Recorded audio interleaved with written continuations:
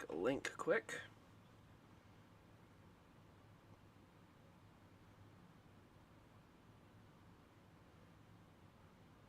There we go. All right, let's see where we are at here. Hope everything looks good.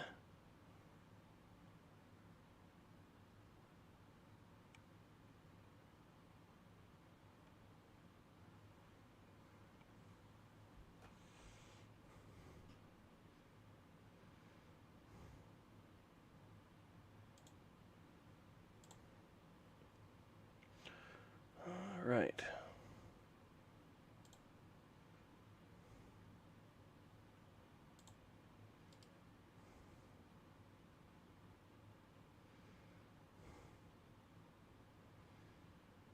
There we go. Copy. No, that's not what I wanted.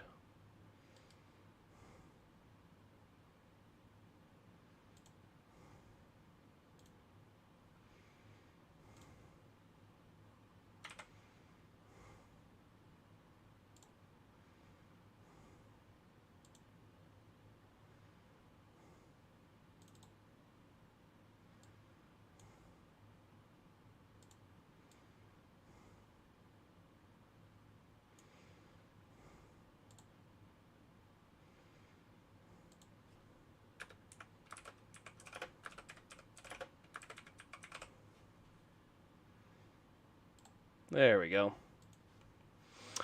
Alrighty. Has the chat opened up? Did I figure it out? Let me make sure I got it ready to roll here. I'm currently, at least, I'm not sure where you guys are at, but I know I am currently at the end of the national anthem. So that's the delay that I'll be dealing with because I'm streaming it.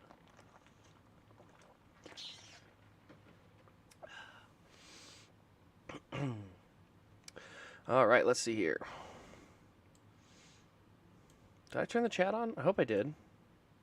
All chat. There we go. That was my mistake. Alrighty.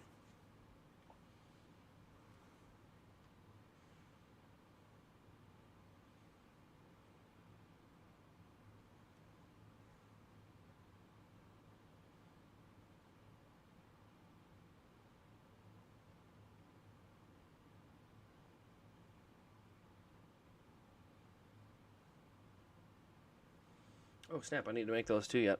Okay, there we go. Just hit the end of the national anthem, so still a little bit to go before we go green and everything. So, like I said, I'll be a little delayed, most likely. The stream is also a little delayed, so there's going to be kind of a mix. So if something happens and I don't touch on it right away, that's why. It's not that I'm not watching. It just means I'm not quite there yet. If that's the case, Tyler, I'm happy with that as a spoiler. Like, I'd rather be spoiled and he wins than get crashed out. I don't know. It's gonna be something. I can't wait to see it though. Alrighty. What else was I gonna do? I was in the middle of something. I just hit another commercial break, so we'll let this thing get booted up here. I'm gonna step up real quick, go make sure I got a drink on hand, so I don't have to move around too much. And yeah, then I'll be right back here. So I will certainly be back for the green flag.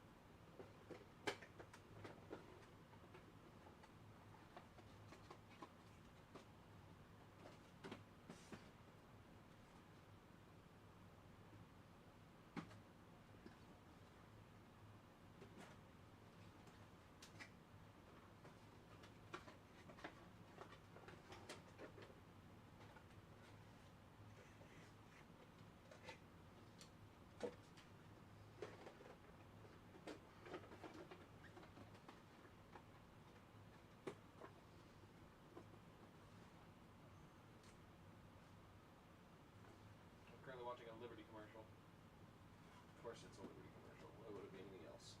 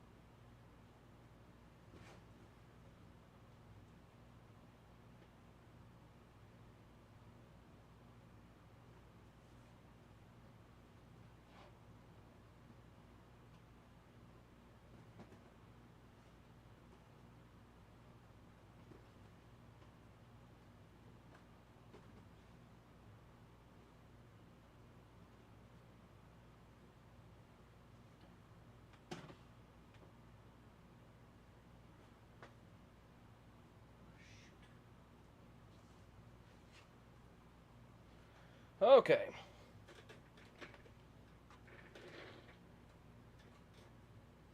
How much would it cost to put lights at Daga? I have no idea.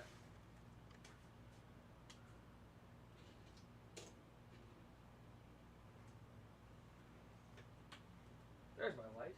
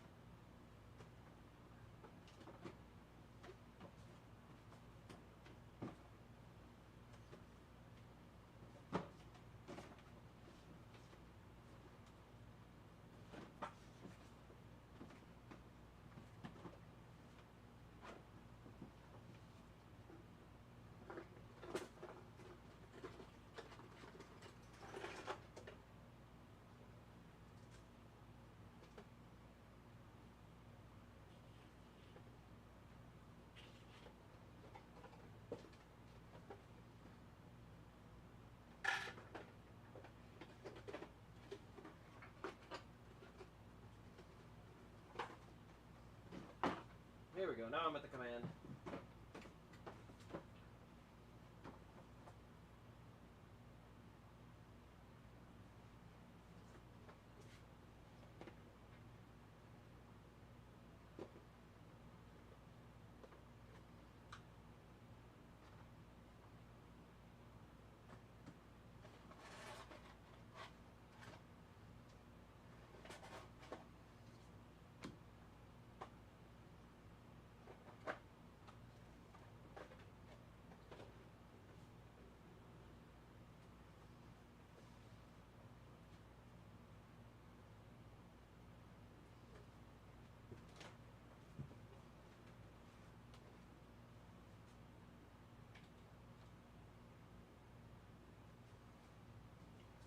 All right.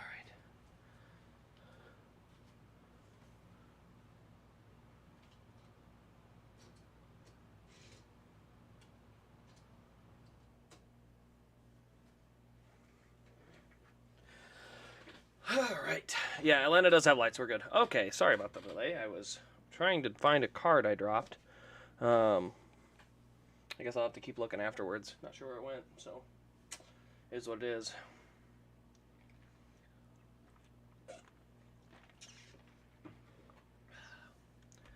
All right. I am ready. Still under commercial, though. It's that classic thing where you wait forever for the thing to start.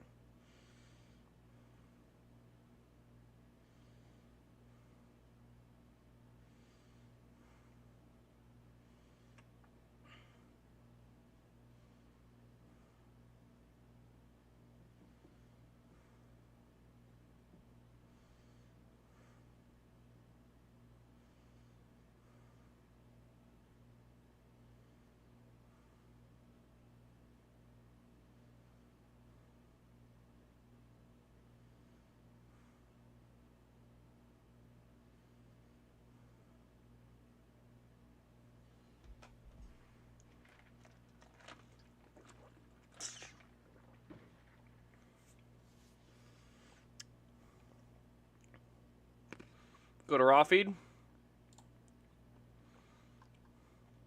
Let's see, I got last lap, best time, best speed, best lap. I mean, you definitely get a bigger leaderboard.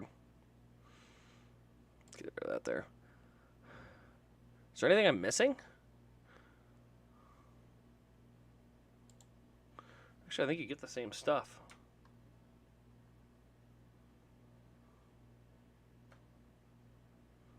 Hey, how about that? I like that. Let's do that. I can see the whole leaderboard better. I'll go one more notch in. So we'll cut that off. Be done right here. I got literally just about everything I could ask for. Only thing I don't have is, what am I calling it? Like lap by lap updates. God, it's driving me nuts. I dropped a small card out of a box while I was trying to retrieve it, and I literally can't figure out where the heck it went. It's literally just bothering me. But that's okay. That's okay. We're going to get focused on the race here.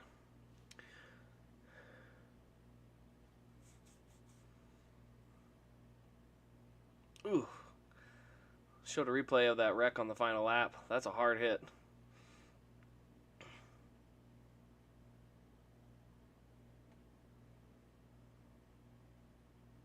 Cars are finally rolling on mine. As I said, I might be a little bit behind. So.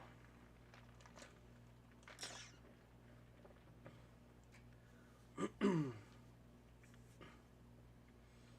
know, they keep talking about first-time winners after Reddick won, but I don't think people realize how unlikely another first-time winner is this year. Like, you look at the list of first-time winners this year, and it's like, great. But you look at the guys that need to win a race yet, like the guys that haven't gotten a first win, we're talking Ty Dillon and Harrison Burton, Todd Gilliland, Noah Gragson. Like, this field is not going to have another first-time winner this year. It's not there.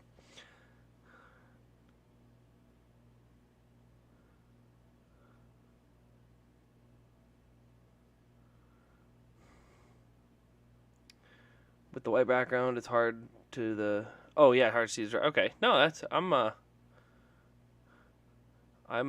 set on this. I can see everything pretty good. They got Rutledge doing something. I'm gonna mute it so in my ear, so I don't need to listen to whatever they're doing. Talking about some Dawsonville moonshine or something. I have to get a Mountain Dew too, but not yet. I'll save that for later on. Let's go. My pick for today is I'm going to pick Ross Chastain. I think he's aggressive enough to keep him up front. I think Trackhouse is going to do the right thing to keep him up front. All right, pace lap going around the field. Ooh, those grandstands look pretty empty. They're not like totally empty, but that's not a healthy looking grandstand. Honestly, maybe Atlanta needs to be down to just one race a year.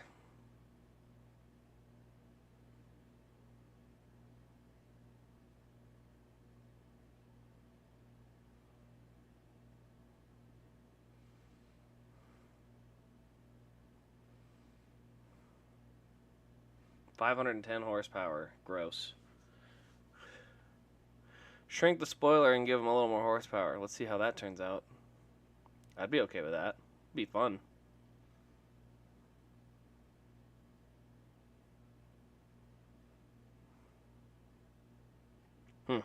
Guess we'll see. Let's see. We're synced right now. Both behind. Yeah, no, I know I'm behind. Like I said, I'm number one. My feed that I'm watching personally is Hulu,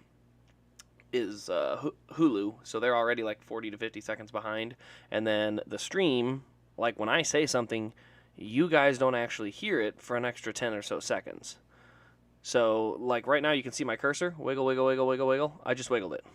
And obviously, you're keeping up, but I'm counting.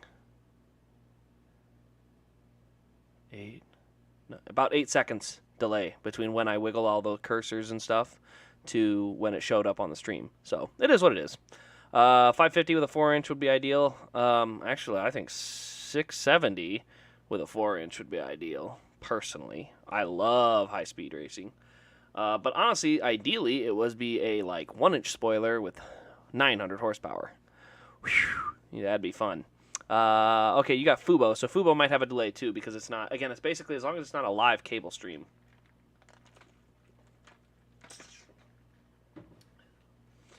All right, let's see here. You can't do high horsepower on a plate track since Newman's crash. 205 miles an hour, it ain't come back. No, I think the issue is you need to cut your downforce down as low as you can. You need to make it so the corner speeds are low because that's where all the hard crashes are, as in the corners, in terms of hard impacts and whatnot. So, like, if you have big acceleration down the straightaway, it won't be as big of a deal. So, also, Jeff said, I can't blame the people for not coming out in the heat. I don't disagree. I mean, this should honestly be a night race because of where it's located, but that's still on NASCAR to do a better job of scheduling. You know, you got to race somewhere in the middle of the summer. This is when we used to have historically a boatload of night races or stuff like that, and it was because it's this time of year, it's really, really hot, and it's best for fans if they can get out at night. So, you know, they'll have to make that decision later and correct it, but for now, is what it is.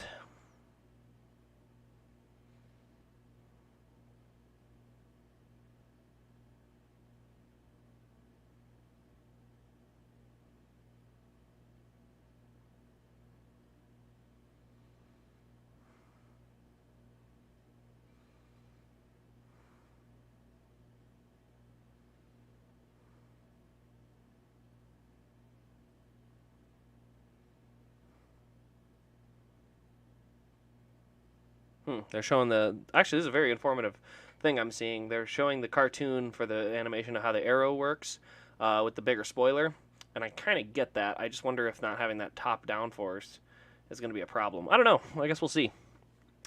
Why do people not understand that the networks decide the time of the race? No, I understand what you're saying, Jeff, but NASCAR at the end of the day can determine the start of the time for the race.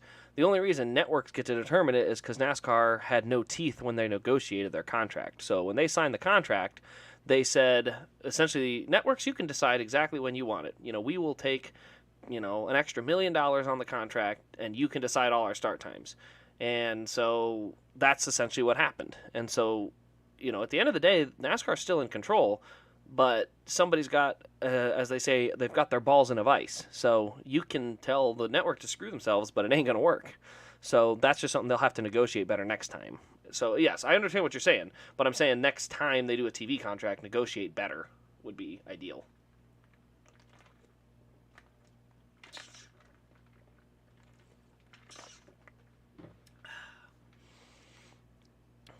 All right. Are the lights off on the pace car yet? They're showing the Eric Jones issue where they had to fix the rear view camera. Okay, I'm trying to think if they're coming green. I'm gonna not go get my water.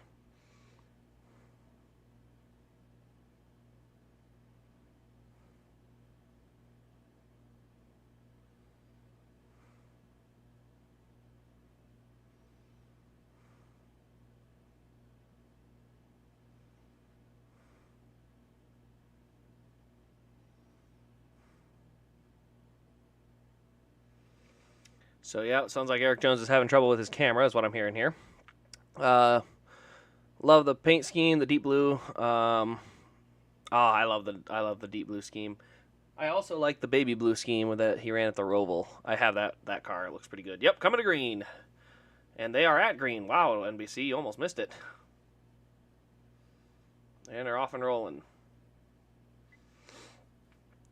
Ooh, Larson's going to give Chastain a pretty good shove on the bottom. Yeah, Larson pushed him out to the lead. I don't know why Elliot didn't pick the bottom. He had the pole. He probably should have picked that. I guess would have made more sense.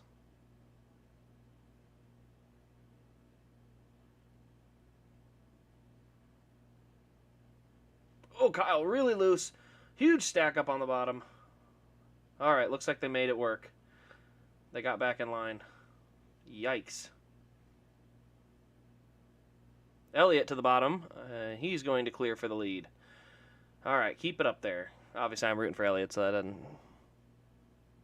I've heard that Eric Almirola is considering not retiring. Oh, wow, that's a huge wiggle. Well, what a save. Good job, Larson. But he is dropping like a rock now. And by the way, guys, this does not look like it's going to be the same as yesterday. It does not look like it matters if you have help or not. You can make moves.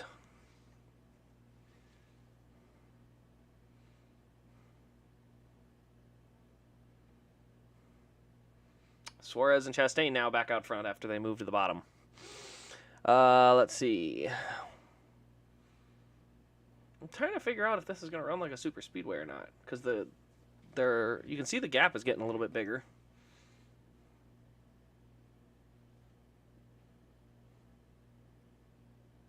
What lap? Lap 3? I'm on lap 4. Shows Reddick in the second. Oh, that is... Is that Reddick? Oh, that is Reddick. I thought that was Suarez. Never mind. I was wrong on that. That's Reddick. Good run for the 9. Up on the high side.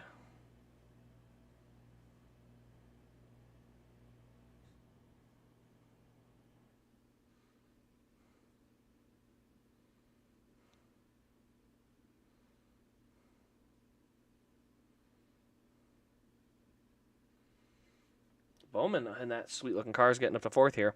Yeah, I literally did not know who was... Ooh, that's dangerous. That was a bad move on Reddick's part. It's really early to be throwing that kind of a block.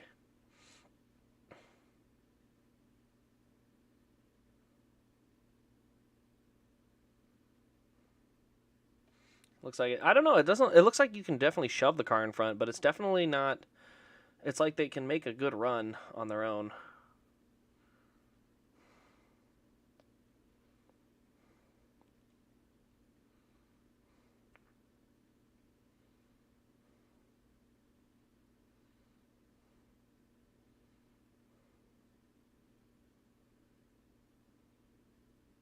Oh my goodness, this looks like chaos. So Reddick just went to the bottom underneath Blaney after Blaney made a move for the lead and tried to slide job it. So it looks like you can make a move on the bottom. If you get a good push, you can make a move. But yeah, you have to stay aggressive if you want to keep the lead.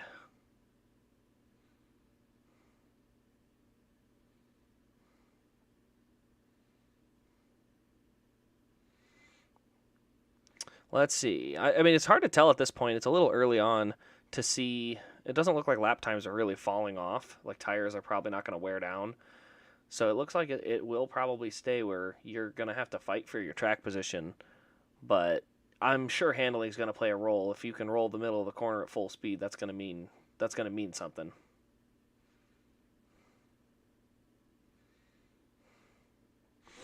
Let's see here. There's no planned replacement for the 10. No, there's no plan yet, but there's also... It's not a really set in stone that he's going to retire yet either. There's a chance he may come back. So they are just side by side for the lead right now. Oh, wow. Briscoe just slipped up and went 3 wide.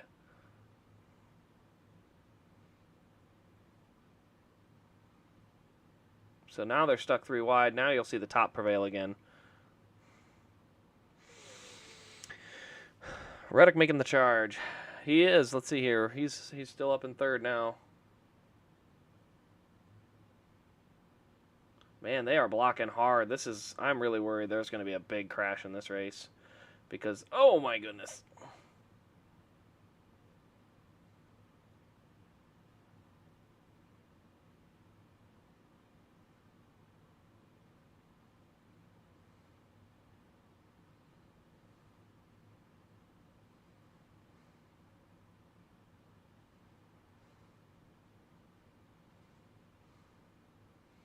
Now Reddick's making a move.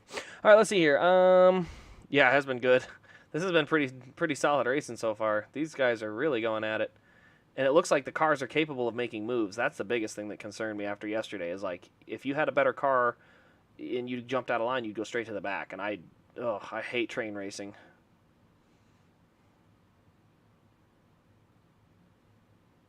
So let's see. Still a pretty tight pack at the moment.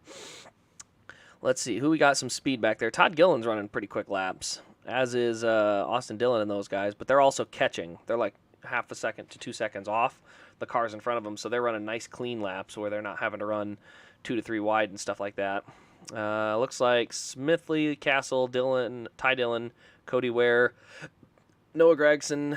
There's a lot of them back there, 6-7 seconds off. They're all hanging back there quite a bit.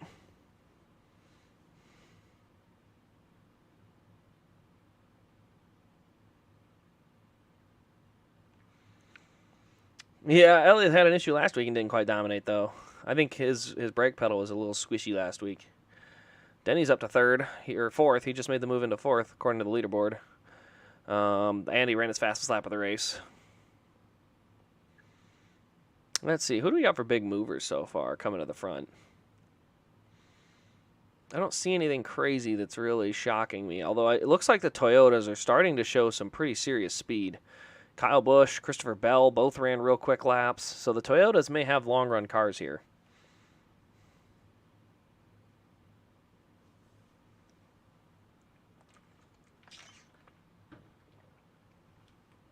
So now I'm under commercial, so I can't see anything.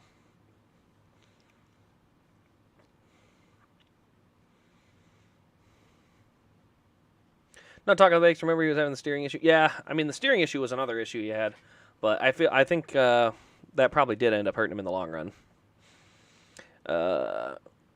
Let's see. Interested to see how NASCAR is going to some kind of hybrid. If they go to a hybrid, I don't care if they go to a hybrid. The biggest thing is give them more power if you're going to do it. If you're going to do it, give it power. So, all right, Hamlin now up to second. So it looks like he's still probably side by side with Blaney about. Maybe closer to that. I don't know. We're 16 laps into the race, and we're under commercial. Oh, what I would do to pay for commercial-free NASCAR. What I would do. Elliot up to third, so I don't know if that's top lane maybe. I think it's going to come down to who's going to block the hardest late in this race, and I don't like the thought of that. That's going to turn into a total mess. But they got 9 laps till the competition caution, so that's one thing. And they're still running faster and faster laps. Like, it's not like they're not getting quicker. So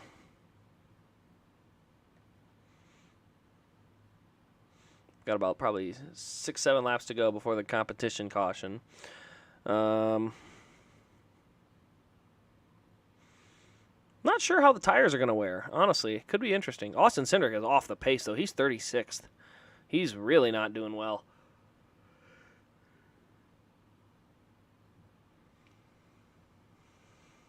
Because the Toyotas seem to be able to hold it on the bottom.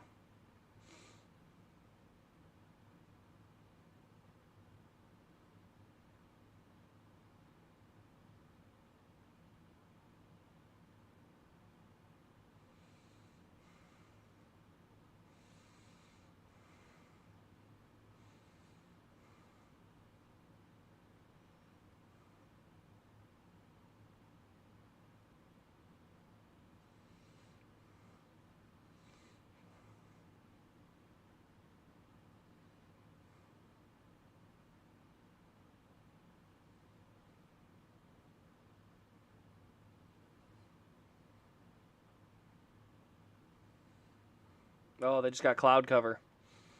So that's actually probably improving the handling on the bottom of the racetrack. Looks like. Yes, the Hamlin commercial for the Toyota Sponsify is straight up out of Disney Channel.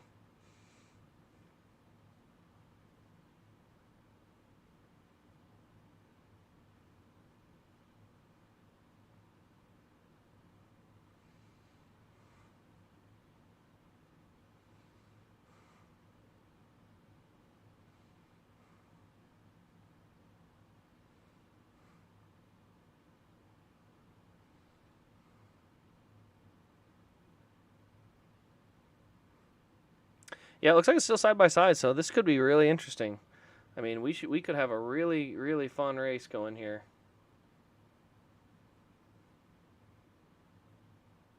Ooh, Kyle Busch has had a slip. Got it gathered back up.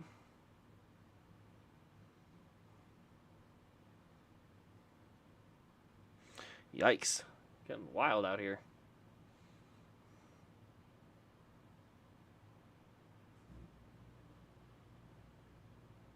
Ooh, big push. Big push for Hamlin. He's got to run. Oh, that was a really mediocre block from...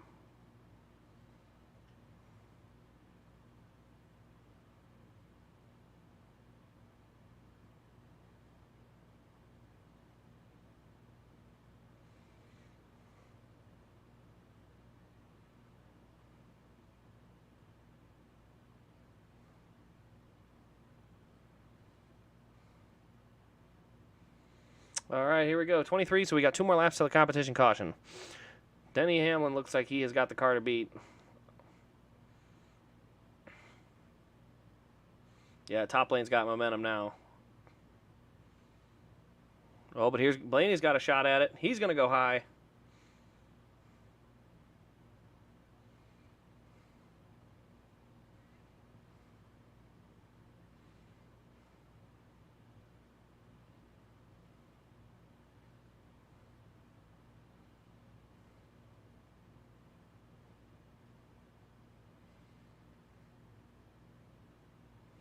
Is it at 25 or 20? I think it's after they complete lap 25. The key, I think, is don't let yourself get too far back in traffic. You get 2 rows back, it's time to make a move and try to get back out front. Like, you can't be satisfied. That one car is washing up.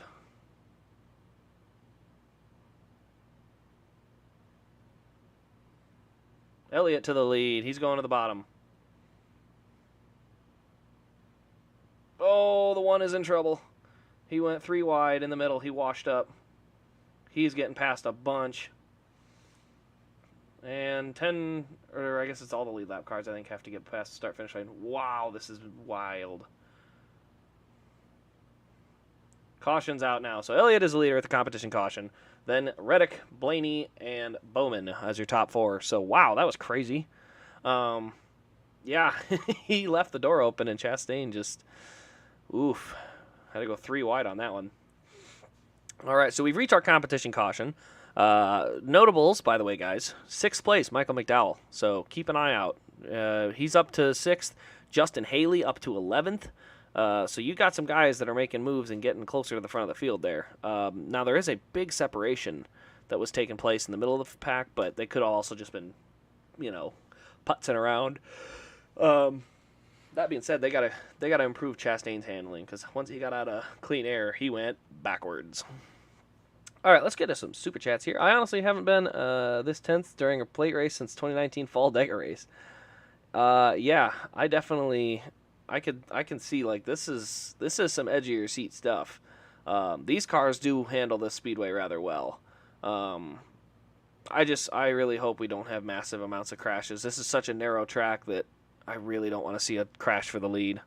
That could be really not just dangerous, but that could really hurt the racing. All right, let's see here. Universe says he picked Bowman. That's a good pick. He's running 4th. I honestly didn't think he'd have that much speed. You look, Kyle Larson fell all the way back to 23rd, so tale of 2 Hendricks, if you will. Come on, Blaney, I want 16-plus winners. There's a lot of guys you can root for. You can root for Blaney, you can root for McDowell, you can root for Christopher Bell. All of those guys are eligible, so I did just a question of which ones you pick. Yeah, I agree, Nicholas. This racing is pretty wild. Oh, it's a very mixed bag of tricks. Huh. Yikes. I don't know.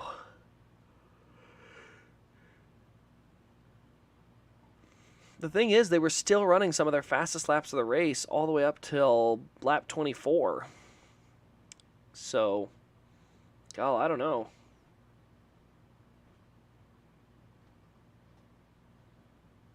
Oh my gosh, it's chaos on pit road. Oh, who's that Toyota back there? Bubba Wallace's crew left a wheel loose again. Oh my goodness, you gotta be kidding me. Oh, he's coming back. Bubba had to go and back into his pit box. My goodness, are we really gonna have this again? Holy cow. Alright. Let's see if I got any new updates from Twitter. That's always a good place to go for Bob Pockrass's updates.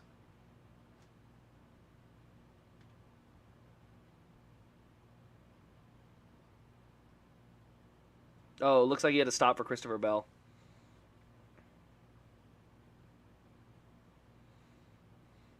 So yeah, it looks like a miscommunication between the 20 and the 23. Oh, I mean, how else can you script it? Like, you literally have an issue between the 20 and 23 a week after they trade pit crews.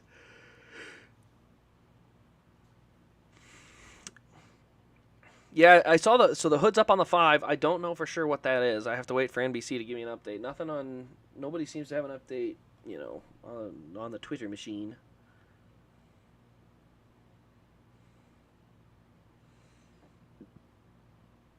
Yeah, I don't see anything.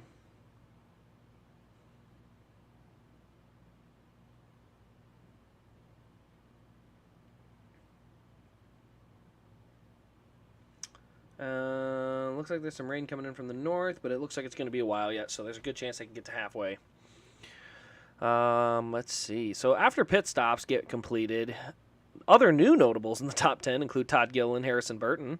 And I think the curious case is going to be how far back does Tyler Reddick have to start? and then we'll see where he goes.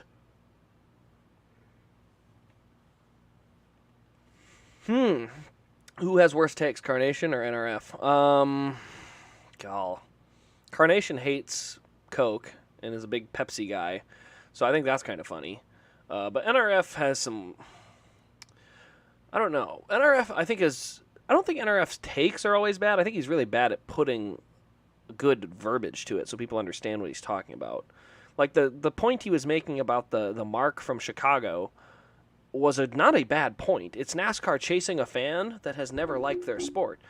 And there's nothing wrong with chasing that fan, but when you do it at the expense of your current core fan base, that's a really dumb thing to do. And Road America being swapped out for Chicago street course is a perfect example of that. 100,000 people show up to a racetrack and you're like, nah, not those 100,000. I want Chicago 100,000. Like, that's a dumb move to make. If you're taking it from a struggling racetrack, like, then it makes more sense. But yeah, that's, I think, more where we have, I think that's more where we need to look at for what his take meant. So I would say Carnation has the worst takes. I think NRF is just really bad at writing them out. That'd be my. Someone was making a joke about that being Mark Martin. Honestly, that'd be kind of funny if that's Mark Martin.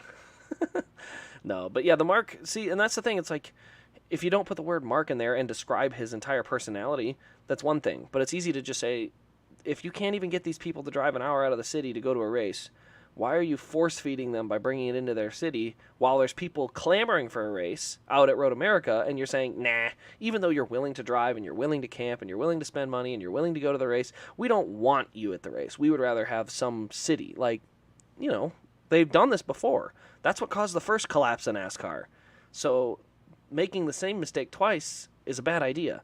Now, that doesn't mean you don't go and try new things. It just means you don't do it at the expense of something. You don't take out the Daytona 500 to do a Florida street course because, we don't really need those Daytona 500 fans. Like, come on. People hated Road America? Nah, I mean, you can say that, but it's a great racetrack. And the only reason people hated it was Chase Elliott was dominating the field. I think, honestly, this car is not as good on road courses. Like, I don't think it's been great, so... Truex too fast. Okay, so they didn't show me that.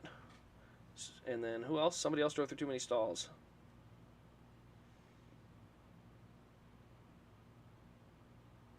Track lights malfunctioning. Interesting. All right, back to green. It looks like on the top, Bowman and Elliot getting the shove to get away. And they are clear for the lead. Hamlin, third on the outside lane. Byron, fourth on the outside. Oh boy, huge shove. Easy, Bowman. Whew. Oh my goodness, this is edge of your seat stuff right here. So Elliot and Blaney side by side for the lead. Holy cow. Okay, I was concerned that this was going to be a terrible race. Just don't bring the Xfinity cars back. Send them to a new track next year. That's all. Oh my word. Harrison Burton getting shoveled 3 wide.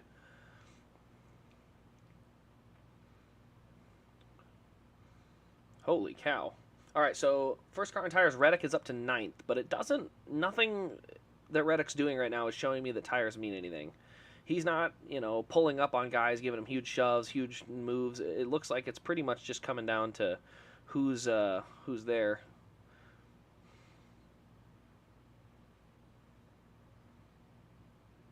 Well, Bowman looks like he's struggling.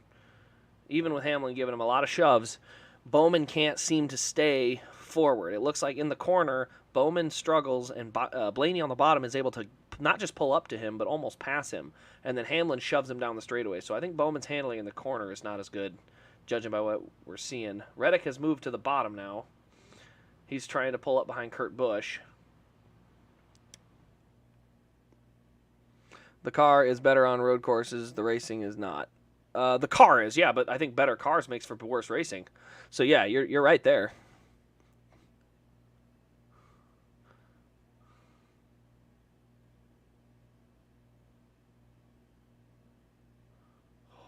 Wow. Kyle Larson just rolled the bottom up behind Suarez. He's not very comfortable. It sounds like the steering box is causing problems, just like last week for Elliot. It's binding up. Excuse me. Wow, look at that car roll the bottom. I mean, Kyle Larson by himself on the bottom is practically clearing rows of cars. I mean, Larson just sails it down in there and just clears Bubba and Suarez, and I mean, so he's got a good car if he can get it to work right.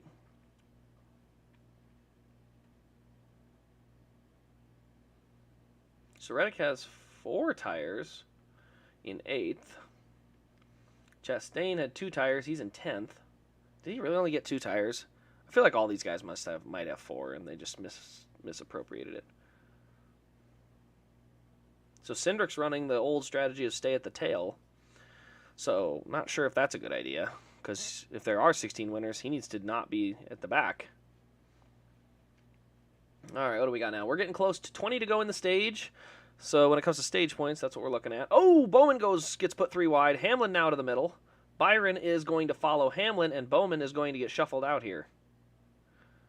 So Bowman gets shuffled out. I thought his car looked a little slow in the corner. That was a smart move for Hamlin. He couldn't sit there and push him the entire time. So that was a good move, honestly.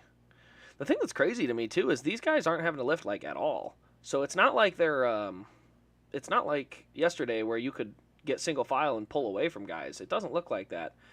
And just like that, Hamlin is up to second. So Hamlin looks like he's going to have the car to beat, at least moving through the pack. The question is, does he have the speed to hold the lead? Because he's good through the corner, but it looks like he's got more drag, so the straightaway speed might not be there. So it looks like Elliot, Blaney, Busch on the high side are kind of moving around Hamlin now. Look at that, Kyle Busch there again. Kurt Busch there. So Highline getting popular now. Let's see here. My ears hurt when I focus on the radio line. Taking 5 laps. Not sure what that means. He's doing the early JGR strategy, so I don't say he's struggling. I'm saying he's going to struggle if he thinks staying in the back is good for his points. Unless he's just thinking about finishing.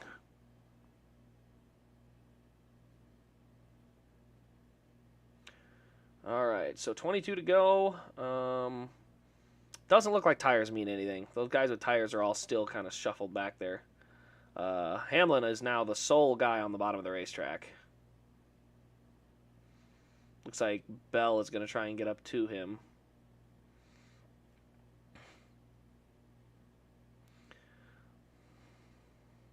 Looks like the sun came back out, and handling's starting to play a bigger factor. Although Elliot just pulled a huge gap through that corner.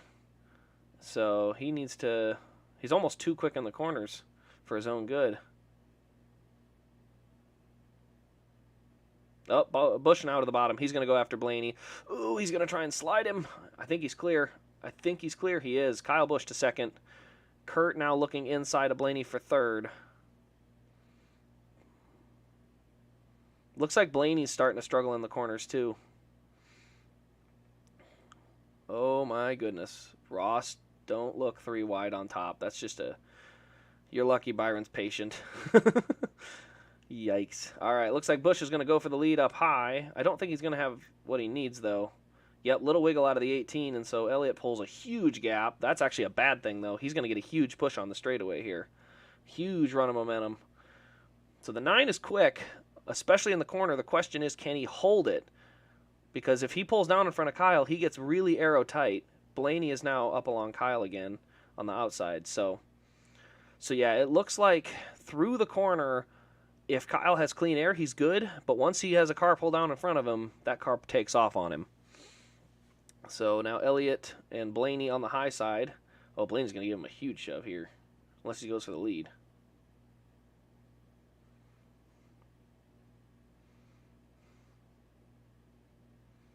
So yeah, down on the bottom, Busch is fine when he has air tucked on the nose. But when Kyle Busch doesn't have clean air on the nose, that car is not very good. So all it takes is one aero block, and it kind of hurts him. Do I think Byron will sweep it? I think it's too early to tell. It's chaos, man. It's going to be crazy. All right, back to commercials. So let's see. We're looking at the running order. Any surprises? Cindric back in 32nd. Bubba back there. I guess those guys are just going to run it out. I don't know. They must not need stage points. Harvick is 17th. He's on the bubble with Almirola, who's 16th. And then Bella's 9th. Truex is 27th. And Blaney obviously in 2nd. So when it comes to the cut line, it looks like Blaney's just going to extend his lead. But it doesn't look like anyone else is really going to make any dents on the cut line point-wise. Am I the only one that misses IndyCar at Fontana in Michigan? No. I think the biggest thing is making sure it's safe. I think people are just... But man, their Fontana race was crazy. It was dangerous, though. Let's not get, it was dangerous. I think, honestly, IndyCar needs to go back to Pocono. The biggest issue Pocono had was the restarts. Keep the cars far apart on restarts, and you're fine. But what they need to do is, there's nothing wrong with Pocono. Go back to Pocono. Just don't start them side by side, like in a pack like that. Start them like you do for Indy. That's the right thing to do. So nice to see the track isn't jet black anymore. Hope they didn't do the Charlotte style repave. I'm glad that this track is putting on an okay show. This far in. I mean, racing wise, this has been great. As it ages and grip becomes tougher, I don't know what we'll see really. It could be interesting. It could end up being a very big handling track with big runs due to air. So. All right, let's look back on that leaderboard here. Hamlin in 4th, 5th, nothing crazy there. Any big slippers towards the back? No, looks pretty good. So it looks like everyone's kind of getting calmed down a little bit. All right, looks like we're going to get close to about 10 to go in the stage here soon. It looks like a lot of guys are running their fastest laps of the race still, so tires do not appear to mean much. Kyle Busch, I think, has one of the fastest laps of the race. He set it on lap 8.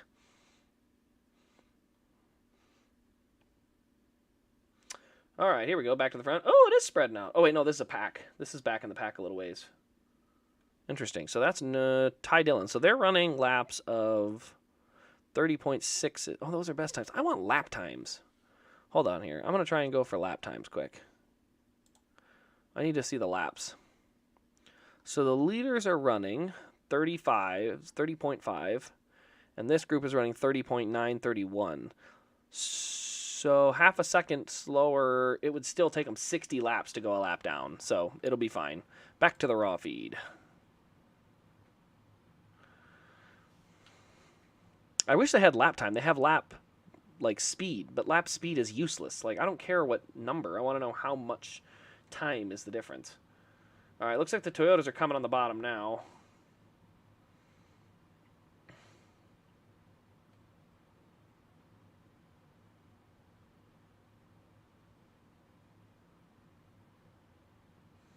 So Blaney staying in 3rd right now. Looks like they are side by side for 2nd. Blaney making a couple of moves, trying to maneuver his way around. He now moves high. Elliot's going to go up high to block. Blaney comes back to the bottom. He is now going to go side by side for the lead. So Blaney looking for the lead with 10 to go.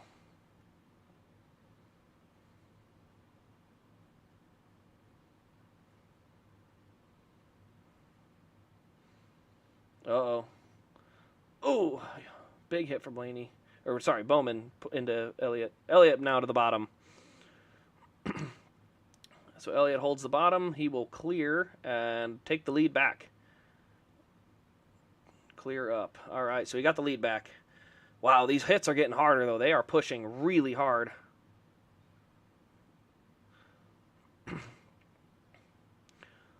Looks like Bowman will stay in 3rd. So Hamlin now has dropped back to 3 rows. So the first 3 are single file. Elliot, Blaney, and Bowman.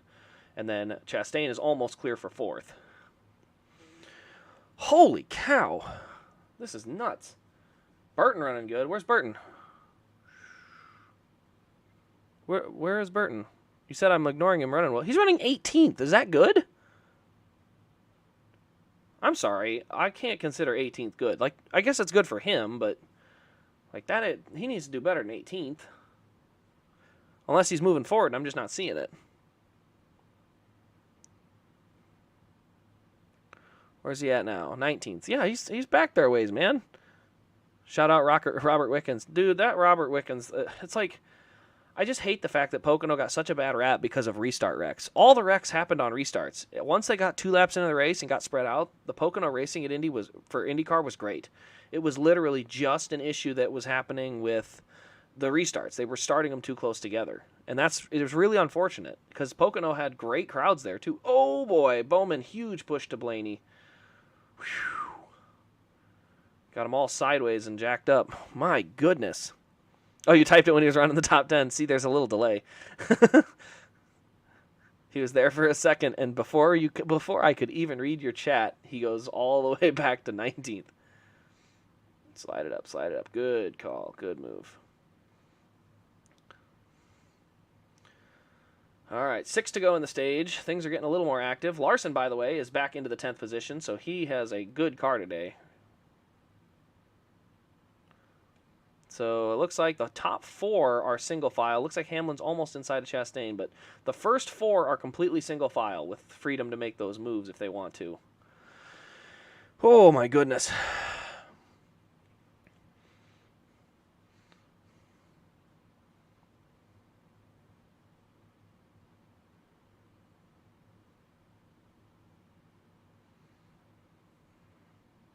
All right, 4 to go in the stage. Looks like Chastain looking real high up on Bowman, and Hamlin is back to his inside. I don't know. Bowman's car seems to get better as they run. As the run progresses, it seems like his car gets better. All right, Blaney now takes a run to the bottom, but nobody goes with him. So here comes Bowman on the high side with behind Elliot. Okay.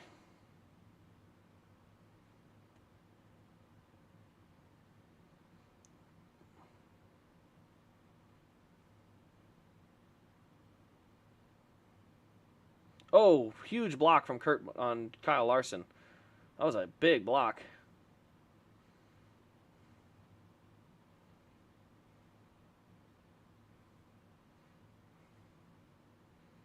Oh my goodness. Who is this lap car and what are they doing?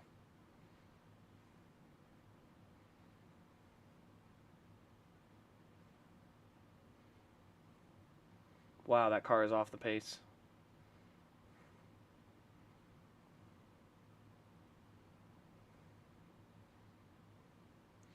Two to go, side by side for the lead. It is Bowman and Hamlin pushing Blaney and Elliot. Oh my goodness, look at this. Last lap, oh, huge run on the high side. And that will clear the 9. Hopefully he can hold that lead for just another corner.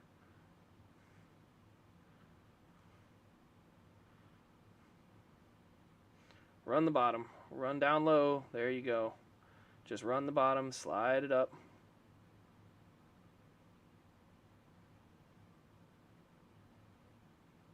All right, Elliot gets a stage win. Very nice. Playoff point. All right. Whew. Wish you could run below the apron. I don't know. I think it'd be chaos. I wish the lap car had gone down there, but who won the off-run race? Leclerc. And then Justin Wilson literally died at Pocono. Well, I mean, the aero screen is, I assume, to change that situation because that was debris. I mean, that could happen anywhere. Obviously, Pocono, it just happened to be flying higher, but yeah, like, you know, that's what the aero screen's for. So, I mean, I just think Pocono was a good track for him. Yeah, I know bad things happen, but it's like, you know, it's no different than Indy. Bad things can happen at Indy, for crying out loud. Look at Colton Herta's, you know, big blowover. NASCAR fan says no one can push on the inside. They can. It just comes down if they get a big run and take it. You need to have a car good enough to hold that bottom line and really run through it. Because you saw Hamlin at the end there. He made a big run up to the second row on the inside from fourth row, but then couldn't get a good enough shove. So 10 more stage points for Elliot. Problem is he's the 2 guys chasing him in the points are Ross and Blaney, who finished 3rd and 4th. So he gained some. He got points. That's got to count for something. But if you're trying to build your gap, that's what you need. And he got playoff points. So playoff points are good. All right, so at the stage caution, our top 10, Chase Elliott, Alex Bowman, Ross Chastain, Ryan Blaney, William Byron, Kyle and Kurt Busch, Denny Hamlin, Kyle Larson, and Christopher Bell rounds out the top 10. So tires did not seem to do much for anybody. It looks like car handling is going to be the most important thing, first and foremost. So let's see. And then Garrett Smithley, the only car a lap down, he'll get his free pass here as well. And the bad things that happened at Vegas, let's bring that track back then. Well, Vegas and Kansas and those big super speedways, it's the pack racing they don't want. Because it's so easy for them to go airborne into the catch fence, where Pocono is a little bit different. So, Pocono's no different than Indy. The only reason things like that haven't stopped anyone from going to Indy is just because, look at Herta. He flips upside down, and we're all like, yeah, they're still running at Indy. That's never changing. So, as I said, Pocono's, it's a good track for IndyCar. They just needed to get to the point where they could get those cars spread out, and then the racing was great.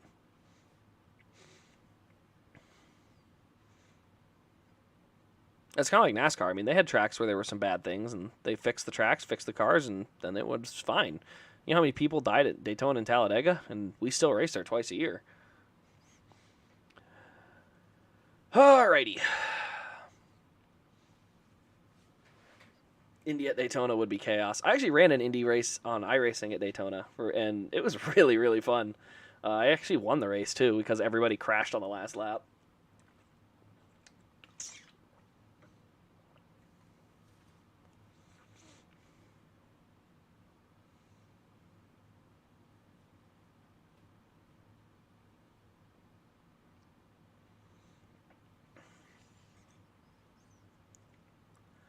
All right. Ooh, Denny Hamlin was one of the fastest laps so far. Denny Hamlin. Eric Jones also has a very fast lap. So it looks like Eric Jones has the fastest lap of the race so far.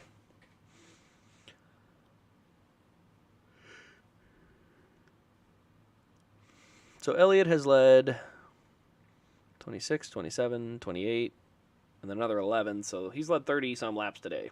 39, I think.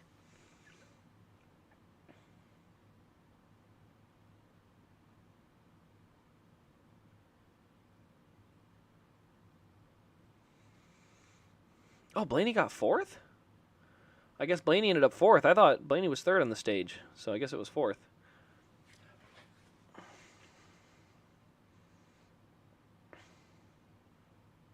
Oh, that's a good-looking Ally car. I love it. How about Labonte last night? Yeah. I was very impressed with Marco Andretti driving through the field the way he did. I want to see Marco Andretti in an Xfinity car. I want to see a lot. I hope a lot of the SRX exposes some of these legends to come run some smaller series stuff. Looks like Reddick took two. Reddick did a two-tire and is going to come out the leader. Ross Chastain came out, it looks like second. Truex or Elliott's third. I'm not sure. Depends on how they score it. Third. So Elliott goes back 3 spots. Chastain gains a spot, and then Reddick and Truex. Wait, what? Holy cow. Bowman ended up in the grass on pit road. Wow. Glad he didn't hurt anything. Okay, so pit stops are complete, and Bowman looks like he's all good to go. So, Landon Castle sponsor, Voyager filed for bankruptcy. Yes, but I think bankruptcy doesn't necessarily mean that the company is never going to have money again. It just means that they don't have money to sustain themselves now. So, especially if they prepaid sponsorship, I expect them to leave that logo on the car. If they didn't, then I'm not sure what's going to happen, because if crypto goes back up, they'll be fine. But crypto's down right now, so it kind of depends on, what happens on that market. I could have seen SRX, but wasn't on Dish anywhere. It was on CBS, whatever your CBS channel was.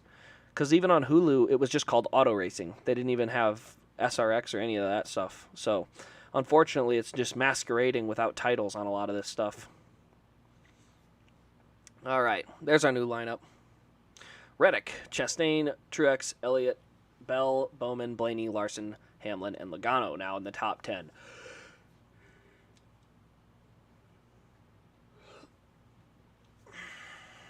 Oh, man. Any new developments?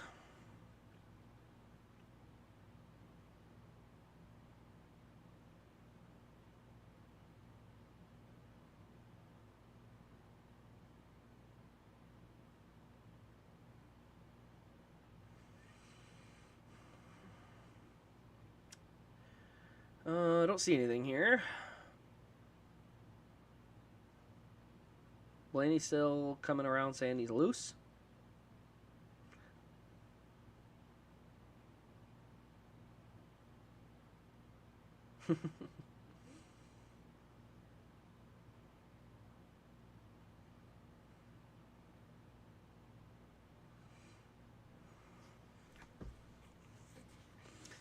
All right.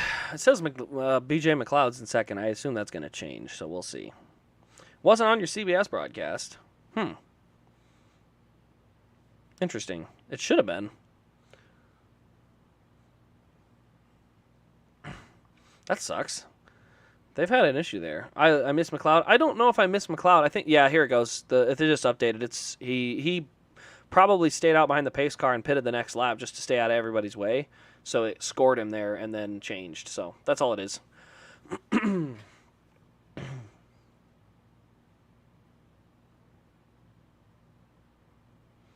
Oh, they're going to talk about the pool room.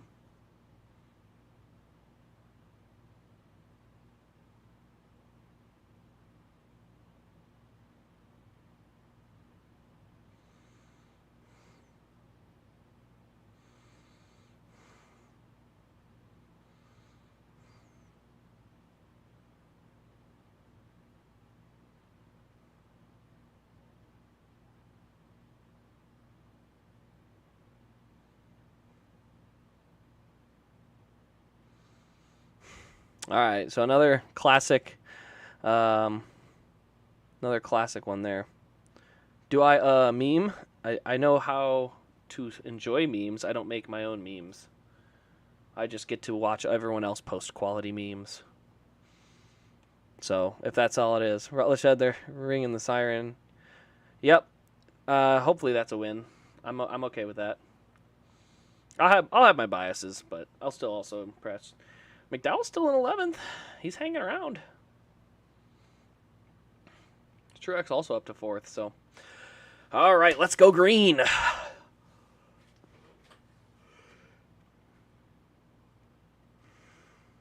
Ooh, good restart. Good restart for the 9. Got right up to the 1. That top lane is really organized, though. Let's see if Chastain can hold it on the bottom.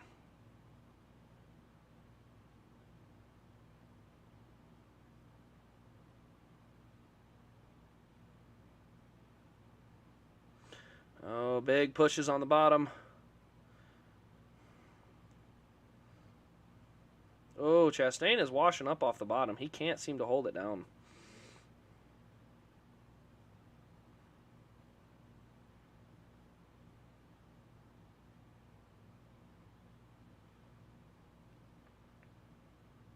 There goes Chastain to the lead, or I should say to the front. He's side by side with Reddick now, but that's a lot of times might be all it takes to get that bottom lane to pull forward.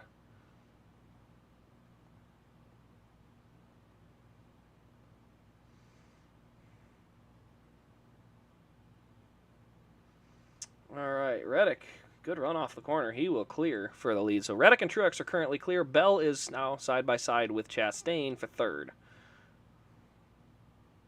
So the current situation is the row 3 is the first side by side row.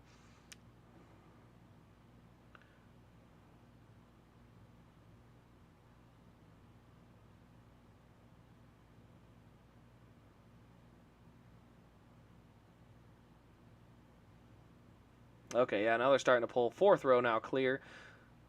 Here goes Truex for the lead. Here goes Bell to follow him through for 2nd. And now you see it all going wild again. Reddick now back to 3rd. And Truex and Bell now out front.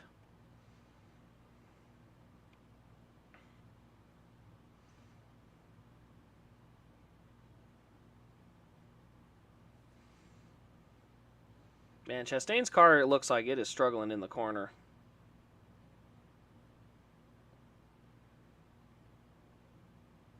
Reddick going back to the bottom.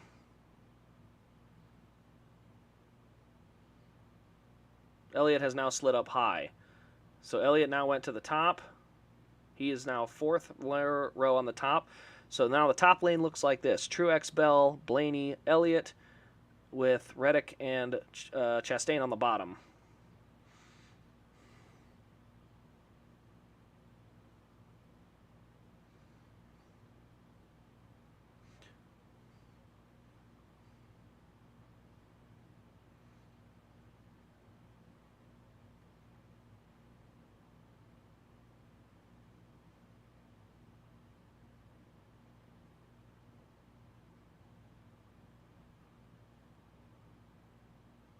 Car in the wall. Junior says car in the wall.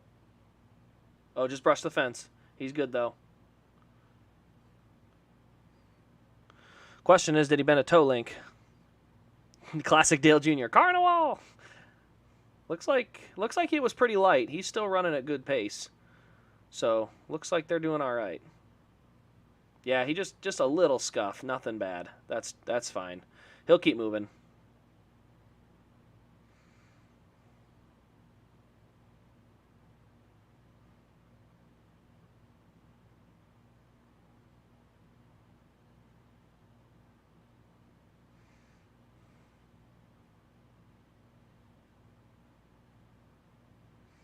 All right, top three now single file for the lead, and then Elliot and Reddick now side by side for the fourth spot.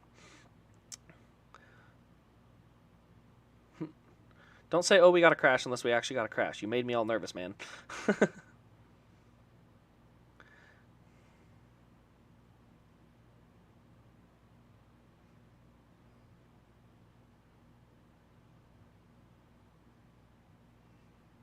Blaney's got a good car. Blaney now up side by side for the lead.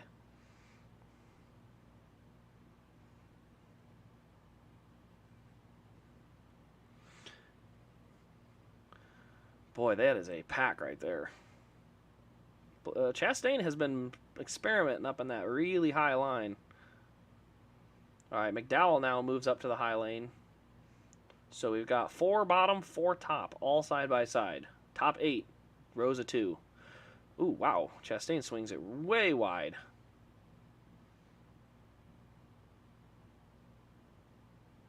Is that a dent? Is that just a paint scheme? It looks like the left or the right front on Blaney's got caved in.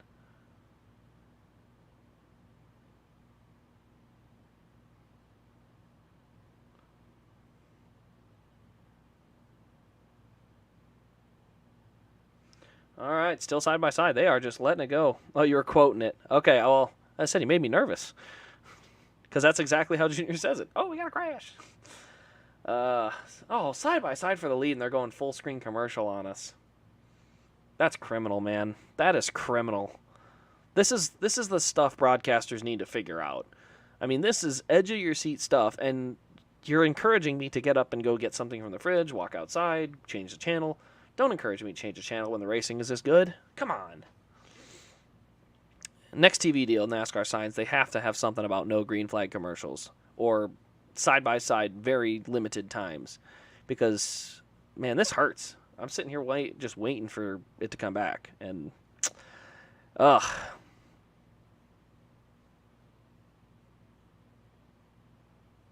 If only McDowell had top equipment. McDowell is essentially an equal equipment now.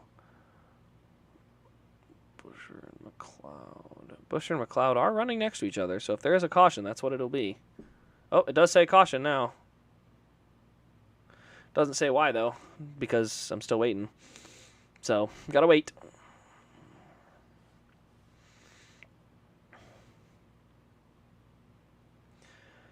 Still under commercial, by the way. We missed a wreck. Yay. We missed the first wreck of the race.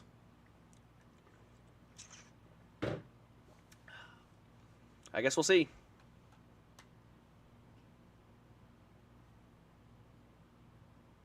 There has been a crash in the back of the field. Ty Dillon is also involved, along with Busher and McLeod. Thanks, Twitter. NBC hasn't brought me back yet. And they're still not bringing me back. I'm waiting.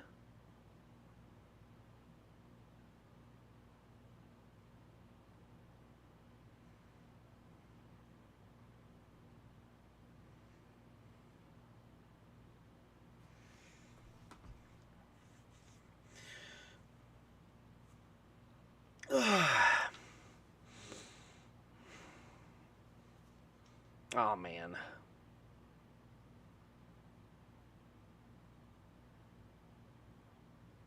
Tire issues, huh?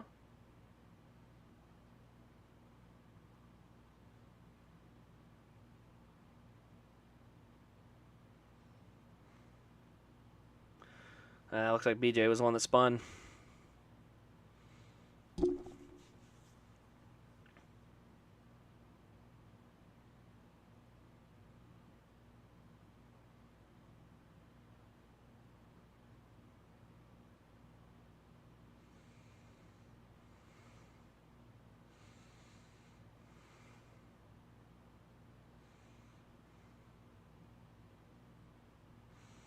Good job on Junior calling out where the left rear damage came from on the 78. That's nice. Hey, welcome in, Parker.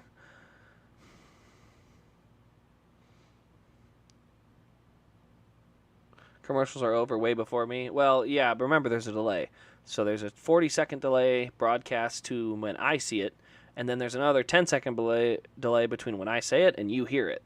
So about a minute, about a full 60 seconds between live cable and then streaming / secondary streaming. I love how NBC's thing is keeping Rutledge from the track. Yeah, it's weird, but whatever. I like some of the stuff. I just think sometimes it's like... I think it's a good idea to show what's around the racetrack. I think there's benefits to that. Let's see. Hamlin's coming. Byron's coming. Bowman's coming. Everybody towards the back of the field is coming.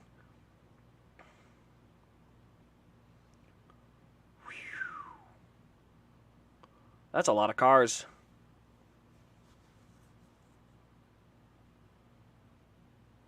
Oh, huge stack up. Cody Ware, Landon Castle, Alex Bowman didn't hit him, but had to stop, and he's going to lose a lot of spots.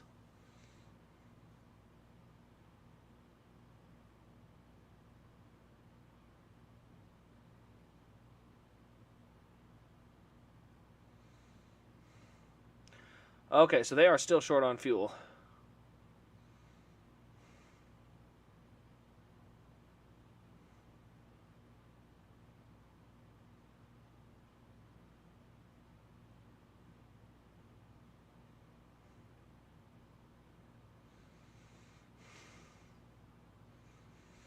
Okay, well, that's interesting. So it looks like everybody pitted from pretty much 8th on back, so not a lot of takers to stay out on that one.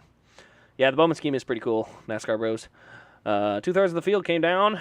Yep, that'll be interesting.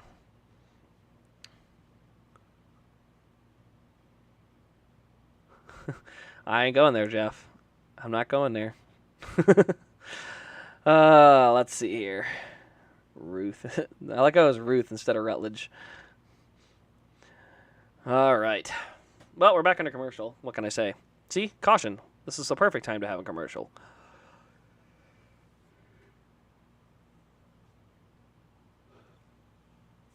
Average speed of the race so far is 134.9 miles an hour. It's pretty quick.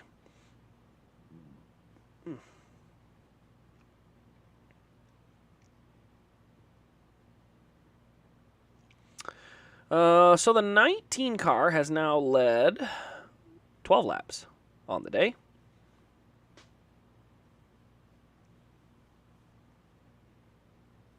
Oh.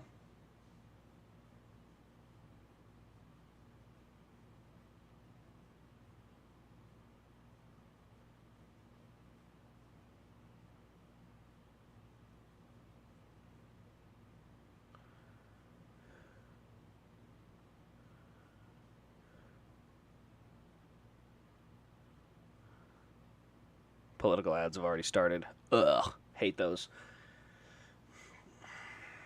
So, yep, now we're just waiting on commercials. Do you think the rain will hit during the race? I hope not. This has been a good race so far, but we can't have nice things, so I wouldn't be surprised if it did.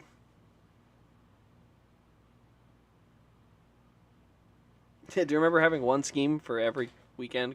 Harvick Busch cars? That had to have been last year, 2020, because I literally was counting, and I think there are over 16 different Busch beer schemes from last year. Just insanity.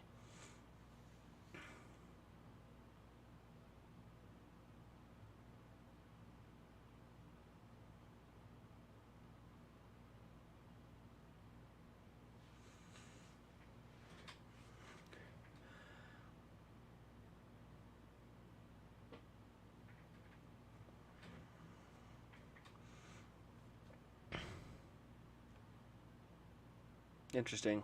USA promoting a new show. Still waiting to go back green. All right, our new running order is Truex, Blaney, Bell, Reddick, Elliott, Chastain, Busch, McDowell, Larson, Haley, Suarez, and Smithley. Is Smithley really going to try and start in the top 12? Oh, Lord. After that, this is where we have our pitters, Logano, Almirola, Busch, Byron, Gregson, Hamlin, and so on and so forth down the line. Oh, Gregson... No, he's still there. I thought he may have gone to the rear for speeding, but it looks like he's still good. So they are lining up side by side on the backstretch here, so we will be going green here just a second. Favorite scheme of the year so far? The GoPro Trackhouse cars were probably my favorites. Those two looked awesome.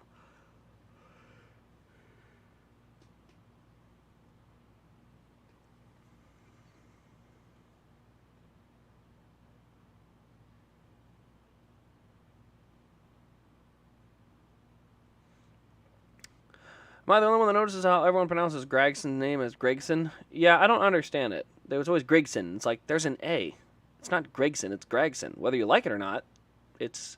I think that's how they say everyone says it, but it's like, it's still wrong. It's like Favre. It's Favre.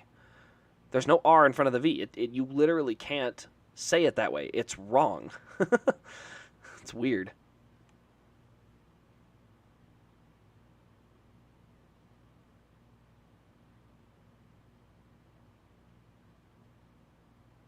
All right, top row looks like they got a good run to start this.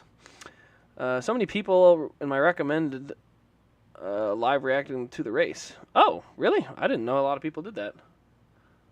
It's not a bad idea. I just decided to do it because I had nothing else to do today and figured I'd give it a shot with the newest stuff I have. Got a third monitor set up and stuff so I could monitor everything nicely. Ooh, Truex had a little slip there, a little bobble. It looks like Blaney will push Truex clear of the lead. Top three really tightly packed, so Blaney may even get pushed clear. Yep, Blaney is now clear, and Elliot is now side by side for third with Bell. And, ooh, Reddick sinks up and leaves Bell hanging, so Bell is going backwards. No help now. Top three now clear. And side by side for now fourth is Bell and Reddick. Ooh, easy now, Blaney. You want the push or not? Blaney to the bottom for the lead.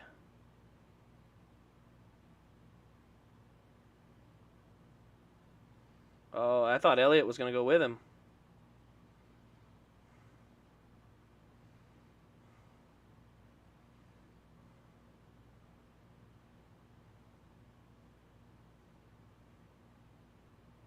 Reddick going to give the 9 a shove. Go for the lead, Elliot. Come on. There he goes. Elliot to the bottom for the lead with Reddick. Elliot is far clear of the lead. He is out by over 2 car lengths. And Reddick almost clear for second. Not quite. Chase has a huge lead. He's going to have to block 2 lanes here. Luckily, they're still side by side, so they're not getting too busy of a run. What a run. That 9 car is quick. That's good to see. He's got a good car today.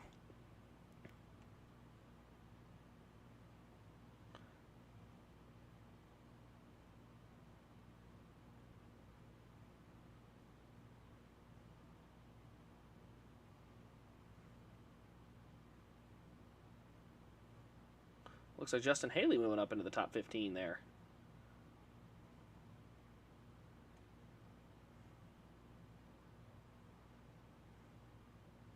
Looks like Reddick is now side by side for the lead, but does not have help. So the 9 will go back and clear the lead, as will the 19.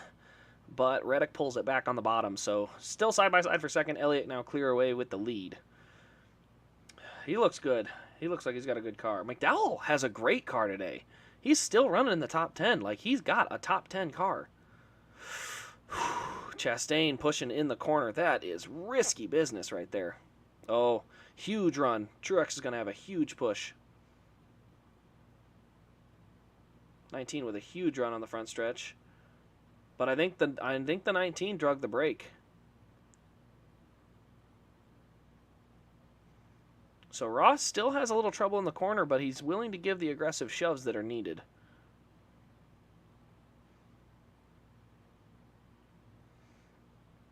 So yeah, the one is still running offset, keeping air on the nose.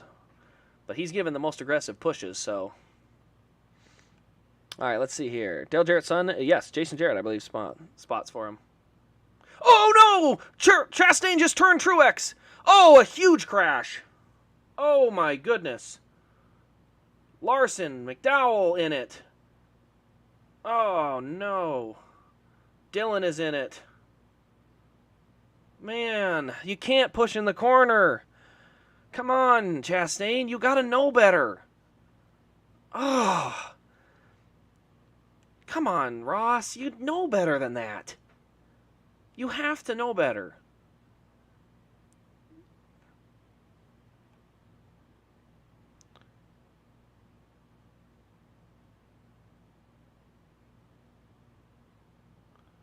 Looks like Chastain's still all right. That's the nice thing about this car. It's durable enough that a lot of the little dings and hits in these crashes don't break the car. So it takes severe contact to break it. I mean, you know, Truex is driving back. Chastain's driving back. You know, there's only a couple that had hard enough contact to not allow him to drive back.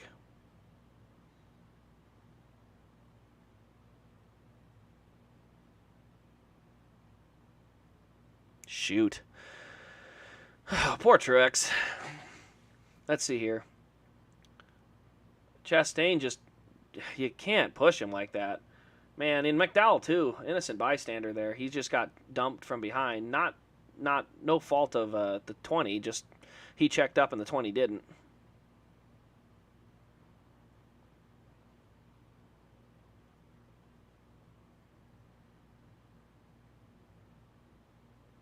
The 22 may have had some significant contact. Left rear, it looks like, got a good shot. So I don't know if the 22 drove back. There's a 22. He is 2 laps down, according to the ticker, so he may be out, along with Dillon. Buescher is shown 2 laps down, but that, I think, was the first right. Oh, wow! The right side came up in the air on the 22. That is a pretty good hit.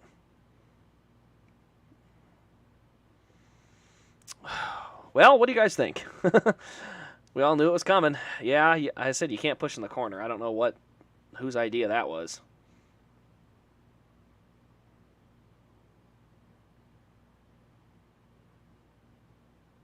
Oh. Hard hit for the 3.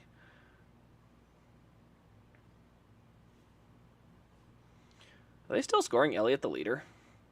I'm sorry, Elliot's not the leader. Unless when they threw this yellow. Unless they went to the scoring loop that was further back. But yeah, it looks like Reddick should be the leader. I ain't going to complain. Oh, I guess if they go back a scoring loop, then possibly. But especially as you see these cars piled up, man, that's tough. Top 4 got away pretty cleanly. That was Kurt Busch, Reddick, Elliott, and Blaney. But as I said, I'm sorry, that's Chastain. You got to know better. You can't push him on the straightaway or on the corner like that. I don't think it's the last wreck for sure. I'd put that more on Truex checking up into Chastain. Checking up into Chastain. I mean, there's certainly an element, but he also Chastain did not get off his bumper. It's just a bummer for both of them. But it looks like they both might continue. Unfortunately, other people got caught up in that mess. Gragson lost 2 laps. What did he do? Did I see him get involved? I didn't see it. Does somebody know what happened there? Elliott should be 3rd. No, he shouldn't be 3rd. He was side by side when the moment of caution would have hit. Looks like the 1 car is up and rolling. He is now off of pit road. Doesn't look like he lost a lap, so he's good. What happened to Noah? So I need to see that.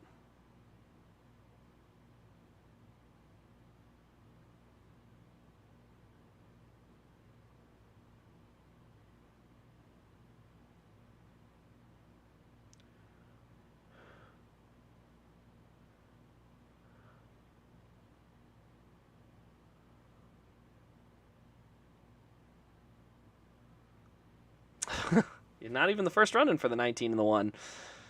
A little different. Is the 34 okay? It looks like it. I don't see him multiple laps down on the scoring. So I see Noah's 2 laps down, though. I didn't see him get involved. So if anyone saw, let me know. Let's see. Recce Spinhouse. He's up to 20th, so he's still good. Yeah, Austin Dillon hit a ton. That was a hard hit. So still working on the 19, trying to get him ready to go.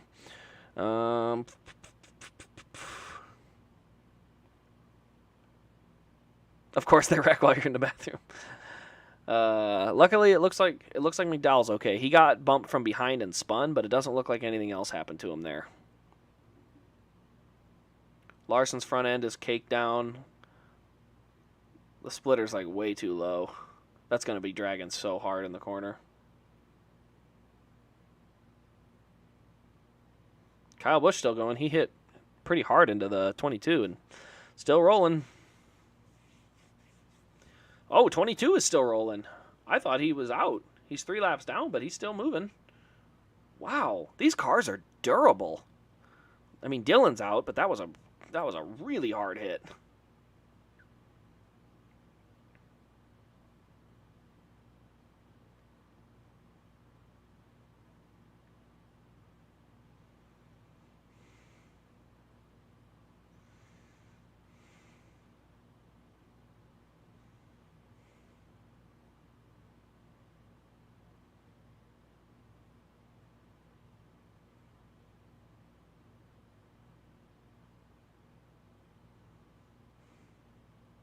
So check on the toe on Ross's car to see if it's still good. Noah apparently did get in the wreck. I just didn't see it. Yeah, he's on the list. It looks like you guys are pointing that out, but I didn't see what happened to him. It looked like he got through it clean, so must have got late hit and spun or something.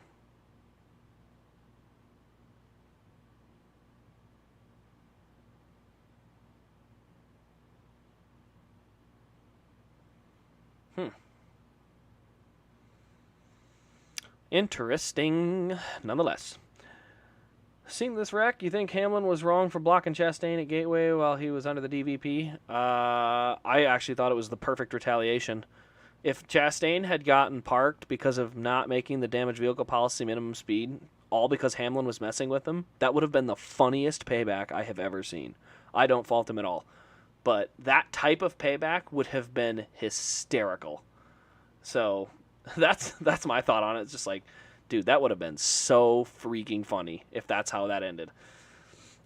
All right, looks like a lot of takers. Looks like I believe they can make it to the end of the stage from here. So a lot of takers on pit road. Couple of guys stayed out, but not many. Looks like, what do we got? A lot of 2-tire. A lot of 2-tire here. Fuel only on the 12, and 2-tire on the 9, 2-tire on the 24. And looks like Elliot lost another 3 spots, but he did get 2 tires, so that's got to count for something. Let's see. Noah's 4 laps down. He may be out. Let me see if Twitter tells me if Gregson's car is returnable. He's 4 laps down, so his day is effectively over.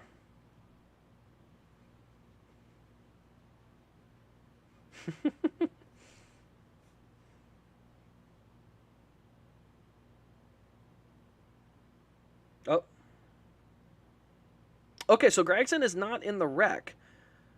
He apparently had a mechanical issue. So it was actually mechanical is why Gregson is in the garage, but he can return to the race once they fix it. So that is interesting. They did not touch on that. So NBC needs to catch up on that. That is on Twitter. Noah Gregson, this is as of Jeff Gluck.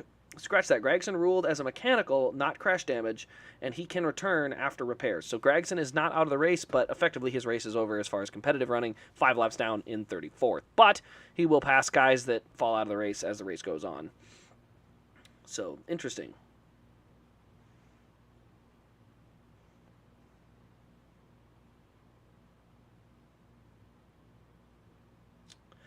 Okay, so yeah, we are all good to roll. It looks like Harrison Burton, Todd Gillen, Stenhouse all stay out. All stay out, 3 of them. So 3 cars stay out. So hey, who was it that was telling me Burton's running well? Burton is in the lead, guys. I will say it now because I don't know how long it'll last. But Burton, Gillen, Stenhouse out front. Oh, Lord. We are going to have another wreck. Okay. This ought to be fun. Okay. So yeah, Burton, Gillen, Stenhouse, then Byron and Blaney and Harvick on no tires, and Elliot, the first one on 2 tires in 7th. Keselowski, Reddick, Hamlin. Ross Chastain is on the lead lap, as is Kyle Busch and Michael McDowell of the guys that were involved. Truex also maintained the lead lap. And this, I got to shout out the next gen car for that. I mean, these guys stayed on the lead lap. That's incredible. They were able to stay on the lead lap. Oh no, I have drank too much water. I'm gonna make my own pit stop while it's yellow. Let's see when the ad comes back. Okay, they haven't lined up yet, so I gotta take my own pit stop.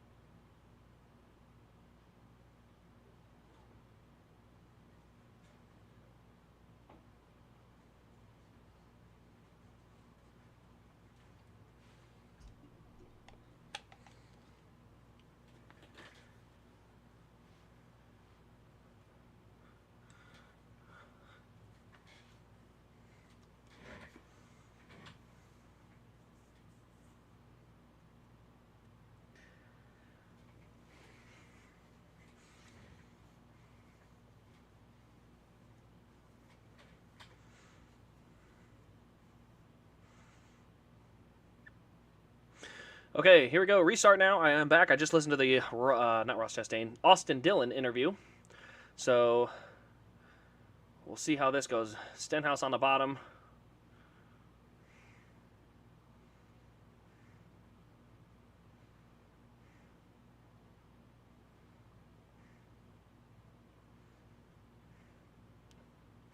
Oh boy, big push.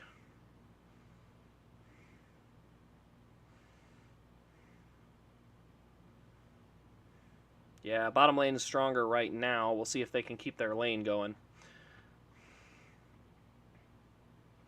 Okay, so we are running. I was listening. It sounded like Austin Dillon not too happy with Chastain. Obviously he probably looks at it the same way a lot of us do, that was very avoidable contact. So definitely was avoidable. Definitely would have been possible to avoid that wreck.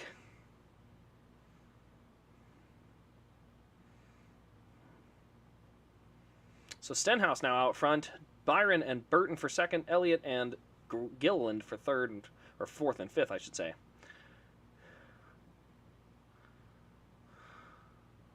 Ooh, a little bit of a wiggle. Stenhouse just chopped the 24's nose going into the corner and almost caused a wreck. Recky Stenhouse is about to earn his money.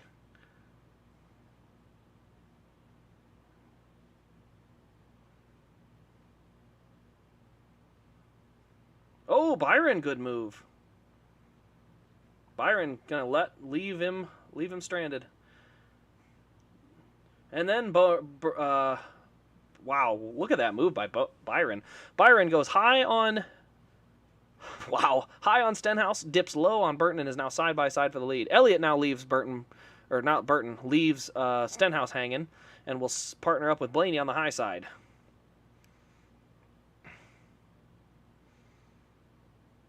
.47 cannot get going in the corner. 47 is holding that bottom lane back right now. 21's holding the front lane back, but at least it's a high lane, so you got a little more pushing. Wow. This racing is really something. Big run on the outside. Question is, does one of them eventually move down and block?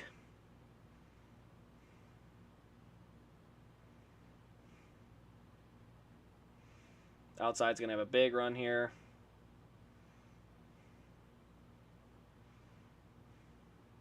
So Harrison Burton leading some laps. Let's give a shout out to the rookie. Oh gosh, are we really going for 6 first-time winners? We got 2 of them at the front right now. I don't know that they're going to hold there, but they're there for the time being. I don't believe Harrison Burton ever won in the Truck Series. I hear Rick Allen saying that, but I don't think he ever did.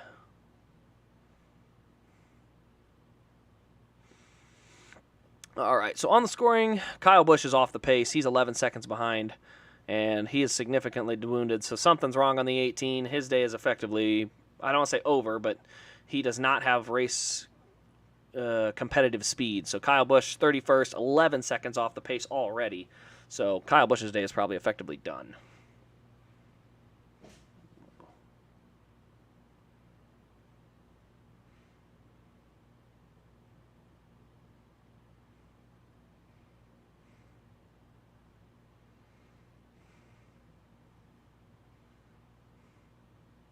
The 12 and the 9 need to get past these 2 cars because they are having a lot of trouble in the corner. You can see the 24 just pull a huge gap on them.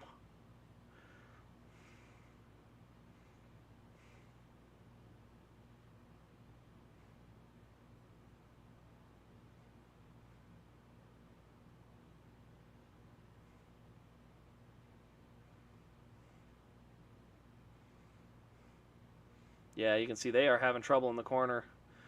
The 12 needs to go high or low on the 38 and shuck him to the middle because he is holding the line up.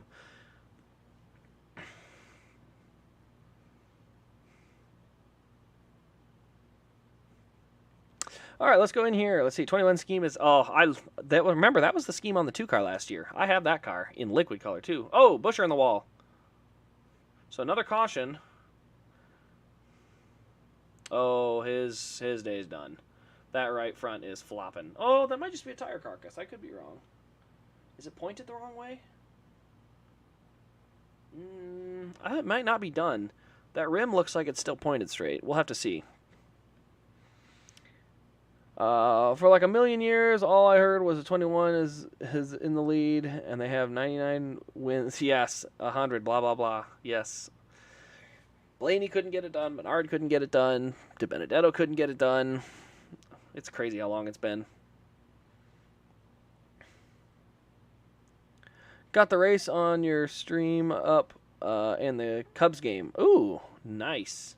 I'm a Pirates fan, so I have my... I grew up as a, I don't want to say a Cubs fan. I don't really watch a lot of baseball, but I've never been a anti-Cub person until my uncle started working for the Pirates, so... it's family, but I was happy when they won the World Series. I was rooting for them. My grandpa was a Cubs fan for, 70 years. So he's been through it all. It's almost like the Wood Bros is a historical team to the sport. Yeah, I mean, there's nothing wrong with them pointing it out. It's been pointed out now for essentially 5 years. So, yeah, they have a little...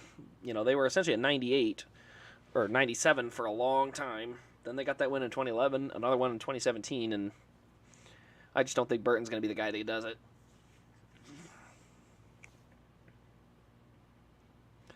I would not love Burton to win. I don't know why. I think as I said, the fact that Burton failed upward, didn't run well and got promoted anyway, just rubs me the wrong way. Always will. Doesn't matter. That's why I didn't like Cindric at first. I did not like him in the Xfinity Series. And after the last couple years, I'm like, you know what? He earned it. Like, I don't think he earned his way to the Xfinity Series, but he earned his way to the Cup Series from there. So I let it fly. At least personally, that's my thing. Larson free pass. Larson now back on the lead lap. Logano 3 laps down is the current kind of setting of where we're at. Anyone else hate when they say 2003 blank wrecked blank? And is this payback? 2003. I have no idea. No.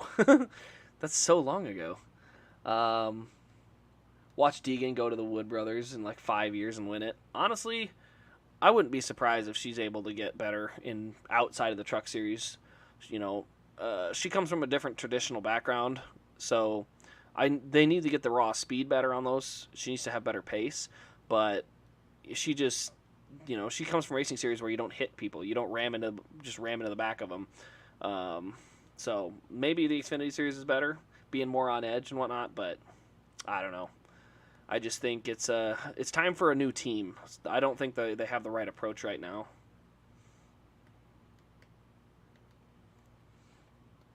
Cubs Grand Slam versus... Oh, it's against the Dodgers? Go Cubs. Go Cubbies.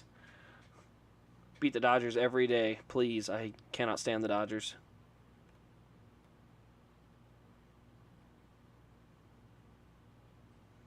Yeah, Deegan did have some luck yesterday. She's not a good or a great road racer, but, stayed out of trouble and kept the nose clean. Honestly, Atlanta should be the 4th of July race. A night race, too. Or put Daytona back and make Atlanta the season finale. I'd be fine with that. If Atlanta's the season finale, I'm good with it. I could see Atlanta honestly being a better Daytona 500 than actual Daytona. Because you still have to have a good car, you still have to run well, you still have to have good pit strategy, but you don't end up with the massive pack crashes and crap like that. Yeah, we had a couple of cars get wrecked, but, I don't know. Daytona 500 lost a lot of its luster after watching Indy 500 for so many years and being like, that's a prestigious event. It just, I don't know. It's a bummer when you see all these cars getting crashed and it's like, that there's potential. So for those wondering, they're talking about the renovation to Atlanta in 1997 when they added the dogleg. And a lot of people don't realize why the dogleg is so good. I understand that the original layout is something that a lot of people really like, and I can understand that. But what you have to understand is that the reason curved front straightaways are good is because from the grandstand, you can see the whole front stretch without getting blocked by other people. Because the Gateway was the first track I've ever been to with a long front straightaway, and you kept losing the cars just because you couldn't see over other people. So when you have a curved front straightaway, you can pack that whole outer grandstand area with people and campers and tents and all around that front stretch, and you never block the racetrack. Gateway had a lot of blocked sight lines, so I totally understand now why all these tracks went to a curved front stretch.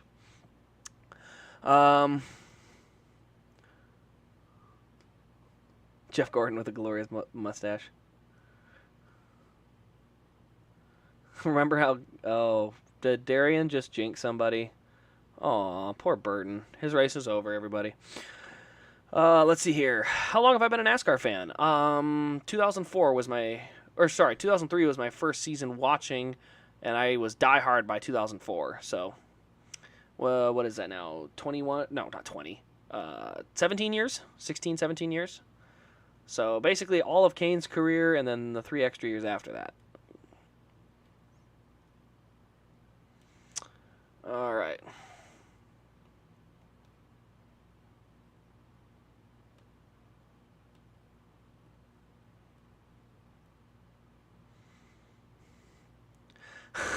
Oh, is Darian at the race? Did he drop his phone? He should drop his phone on the grandstand. Just don't tweet about Elliot.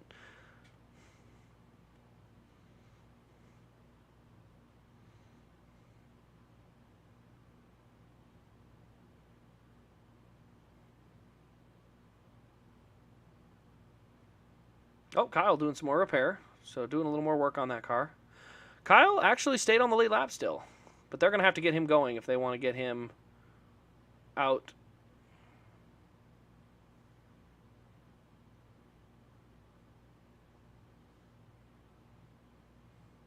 All right, 50 to go. Kyle Busch going to be peeling off.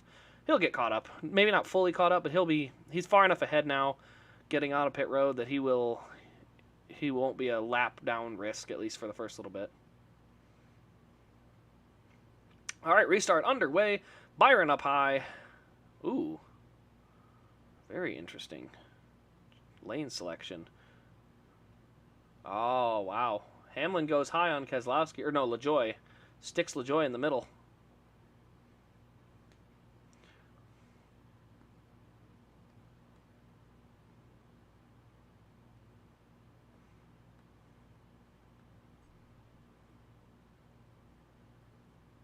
And Byron away with the lead, very clear.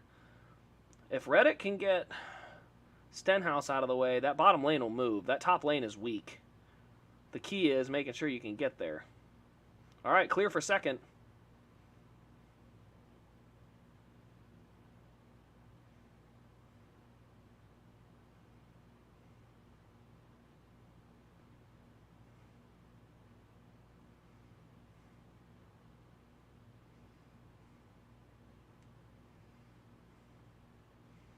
Reddick with another good shove.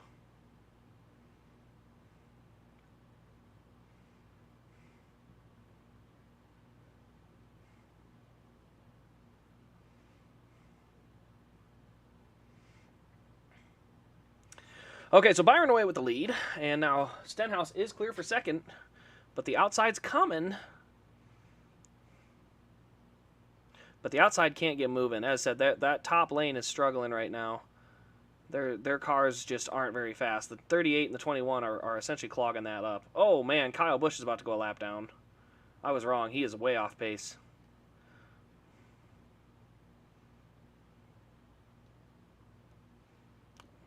I think they're going to keep him way down low here.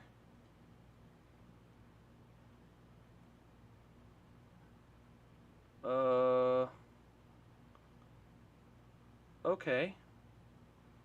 Okay. This is interesting. Oh, boy. Oh, my goodness.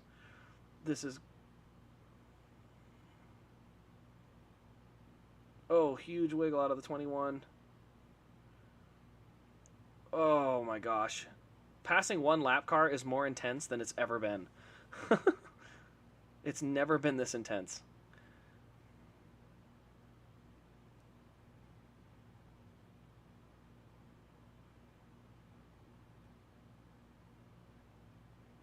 The 21 can't even hold the bottom right now.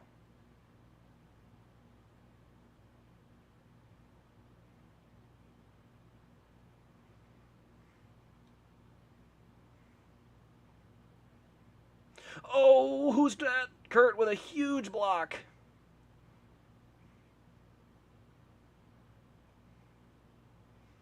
Blaney going forward. Blaney knows what he's doing. Blaney's going to move to the bottom here. He is now up to fourth and running the high lane. Blaney's good at this stuff, man. He is awesome.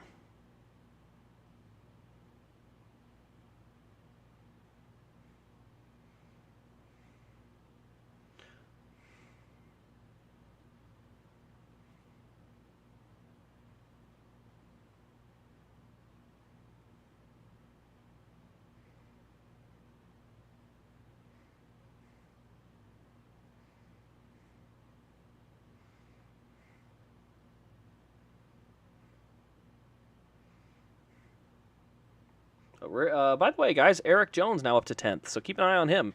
Eric Jones sneaking his way up there. All right, let's see here. This new car sucks. It's certain tracks for sure. Short tracks, it's not great. Struggles at a couple different tracks, but... Oh, Stenhouse is getting put 3 wide. Stenhouse 3 wide.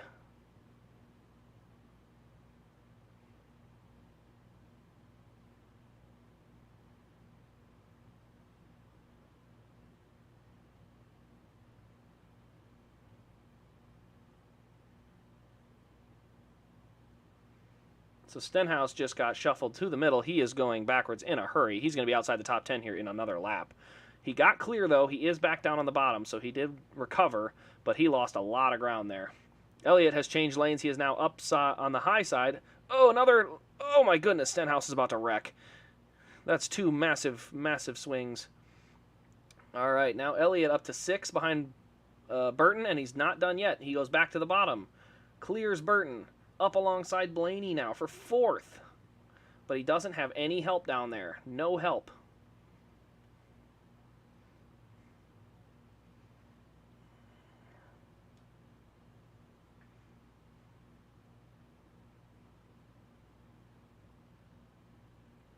So Stenhouse at least is admitting his car is evil, so it's not that bad. Yeah, he's not happy about that. Chastain back up to 16th, so he's got some recovery speed there. Let's see, other guys towards the tail end of the lead lap. Yeah, it looks like Truex has recovered all right too. So looks like the speed, those guys are gonna be able to keep running and have a shot to still run today, whatever.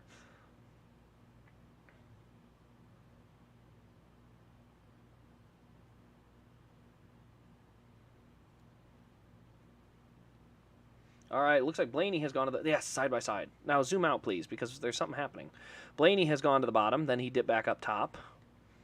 So right now, the top 7 are all clear. First car on the bottom is Chase Elliott. He is currently running alongside Harrison Burton for 6th, I guess.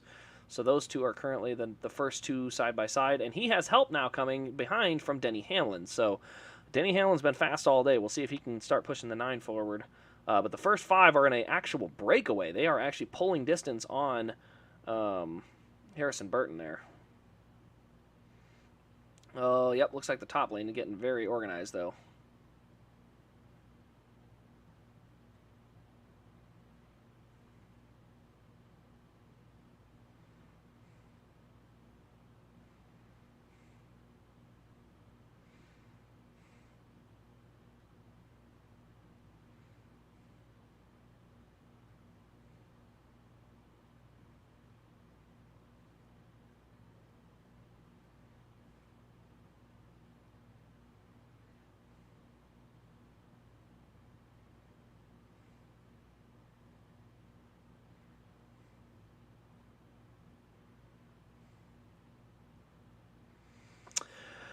Oh, commercial, commercial, commercial. I'm watching it right now under side by side. It is very tense. Back about 8th position on back. All right, let's see here. LaJoy in 12th, 34 in the pits. Oh, wait, what? Oh, I did not see that. He must have had to pit for some damage. Looks like the bottom lane is losing anything they gained. They're all moving up now. It's going to be single file around the top now. Oh, boy. Our favorite.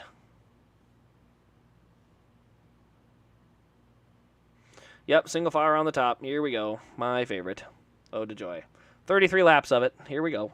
I honestly don't get why the Xfinity guys are so scared to make moves, but you can see today's race, moves happen all race. Yeah, I think it's something where the Xfinity guys are too afraid that they might lose like 2 spots, and I really don't understand why. Like, there's no benefit to finishing 3rd versus 4th in the Xfinity series. Not really, 1 point. But it's like, these guys running 5th or 6th yesterday didn't make any moves, and it's like, are you just satisfied with that? Like, what benefit was there for you? So it's really unfortunate, too, because it's like, you know, it's not like they didn't have any speed. All right, back from commercial. Still the same up front, so nothing real crazy going on. Let's go to some chats here. Chase is dropping. Yep, he's back to 10th. So he's still 10th, but yeah, definitely dropped back a little bit there. But yeah, it looks like it is getting very single file up there on top. I wish Atlanta was more like the 90s Daytona. Honestly, this isn't terrible. I just think a little less downforce. Give me a little, I want handling to matter just a little bit more. Give me a little more handling in these cars and I'll be satisfied. Because Denny Hamlin is a great handling car and he's getting steamrolled on the bottom. I don't like that. I want to see guys with good cars able to bring cars to the front. I don't want you to have to need a boatload of help.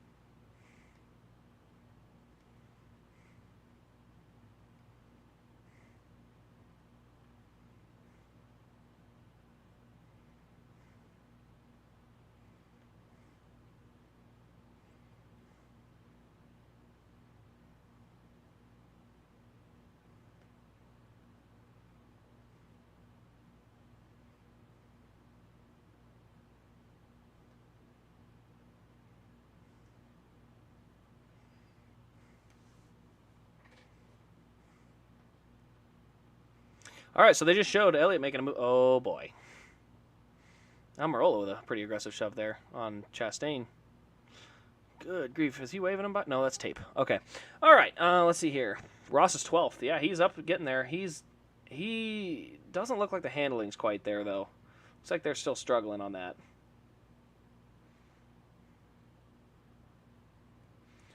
I don't think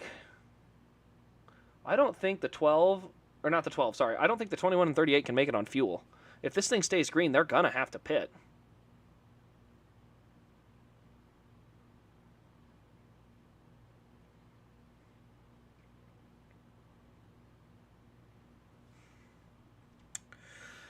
All right, got a nice Mountain Dew here now. Things have chilled out quite a bit. All righty. Chastain's car looked beautiful as a raced version, but I don't care. Yeah. Yeah, I love it when there's a good race version. It's always a bummer, though, when it's a guy that, makes you mad. All right, Elliot going to side draft Harrison Burton into the corner, hits the bottom, and has cleared. So Elliot has now cleared his way up to 6th by side drafting on the way into the corner and then swinging low and clearing in the corner and sliding back up. So he has made his way up to 6th. Now, this Blaney will be the one I'm interested in, because Blaney is the first good car he's going to have to try and do that on, if he does try to do that. We'll see what he does, if it works, but we'll see here.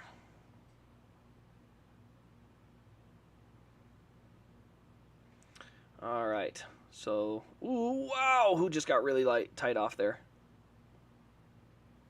So now they're showing a replay of Chase's move. It was a good move. He got right up, side drafted the 21 back, dipped low, gets clear, slides up, easy point. So good move there. Bowman just did it behind him. So Bowman has now moved up. Good job. They're starting to get this figured out. I like this. I like good cars finding a way to make passes. I like that. I'm glad they can do that. Couple lap cars on the bottom. This is actually a good time if you want to dip low and catch a draft. We got a car around. Chase Briscoe around in turn 2. Looks like he didn't have any contact. He does have a flat tire, though. He may be stuck because of those stop blocks, but looks like he's dragging it. So, yeah, he's getting back. So, single car spin. This should make sure that those guys can make it to the end. Oh, good grief. A bunch of guys had to dodge him really late. All right, so... Oh, he just shredded a bunch of parts out from under the back of it. That right rear must have blown bad. He is losing sheet metal like crazy. Yeah, right rear's falling apart, so looks like the 14's single car spin just got a lot worse. That is a pretty tore up race car now. I mean, the wheels should all be straight, but we definitely have to have a concern of how much sheet metal's missing, because it is gone. Let's see what happened. It looks like he just lost it. Either a tire went down or what, but he drifted it down the track in fairly controlled spin. So Briscoe did a good job not making it worse than it was, but it almost looks like it just lost a tire. Okay, let's see here. So 14 spins. Yeah, you guys are all on it. I want to see someone on iRacing doing a COT 900 at the New Atlanta. Oh, dude, that's what iRacing is good for. Like, personally, when NASCAR was doing all those iRacing things, what you're supposed to do is make the drivers drive something they're not used to. Like, put the old generation car on, throw as much horsepower under it as possible, and make them put on a show. That's how you make it really fun. And unfortunately, they don't do a very good job of that. So a lot of guys look like that are pitting are 10th on back. Most likely it looks like what they're going to do is these guys are going to probably stay out or take just fuel only at the stage break. So looks like these guys are playing a strategy play for track position at the final stage, where obviously the guys currently up front are making the gamble for stage points and whatnot. So we'll see how it goes. We've got 22 laps to go, probably about not 15. It'll probably be 18 to go or so by the time we go back green. So 18 laps to the end of the stage, and we'll see how these guys are able to hold on for the rest of the stage here. Apparently McDowell's tire came apart. That's why he's 3 laps down. Aw, dang it. And the worst thing is he's not getting these laps back either, because all these pit strategies are going to keep working out where he can't wave around to get his first lap back, because Kyle Busch and Garrett Smithley keep getting laps.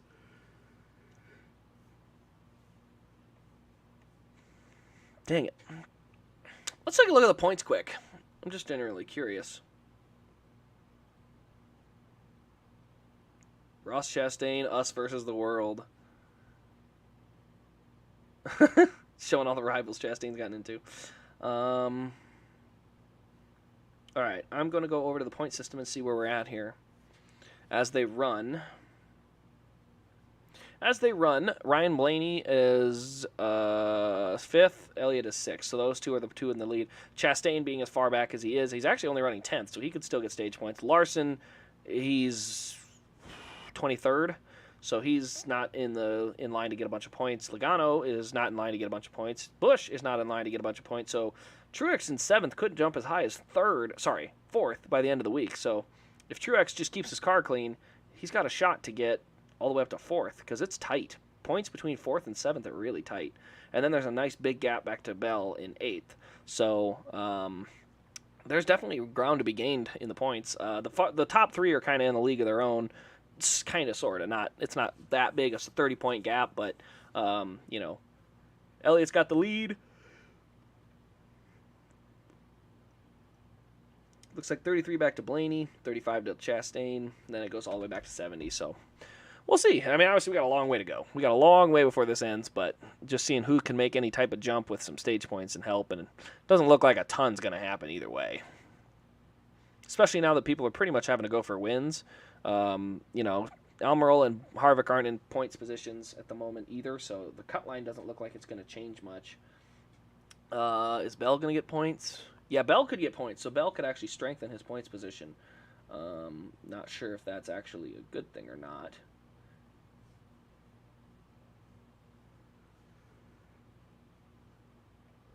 And it looks like everybody behind those two are they're racing for wins at this point. So, all right, let's go here. What sheet metal? I guess plastic. Somehow Ross will get blamed. To be fair, Ross can get blamed for maybe popping his tire. Yep, it's Ross's fault. Ross popped his tire with the sheet metal that went on the track earlier in the race. Yep, it was Ross's fault, 100%. Who do I think will win? I like Blaney, and I like Byron so far.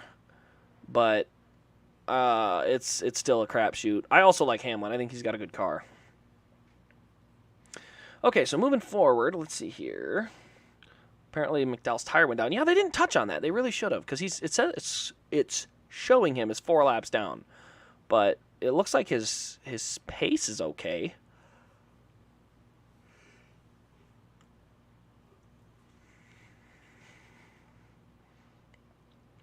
All right. Would love a first-time winner. Dude, there's been so many of them. There's been so many first-time winners. Okay, so they haven't lined up yet. Looks like running order as they come to the choose is going to be Byron, Reddick, Kurt Busch, Bell, Blaney, Elliott, Bowman, Burton, Gilliland, and Chastain in the top 10. Just outside the top 10, we have Keselowski, LaJoy, Suarez, Castle up to 14th, Cody Ware 15th, and then the guys that pitted, starting with Jones in 16th, Almirola 17th, Hamlin, Haley, Cinder rounding out your top 20 there. So, I don't know. We'll see. Those guys that starting with Eric Jones are going to be the guys that are going to probably race hard to see who can get in front of each other to stay out and inherit the lead at the end of the stage here. So, looks like they'll choose this time around.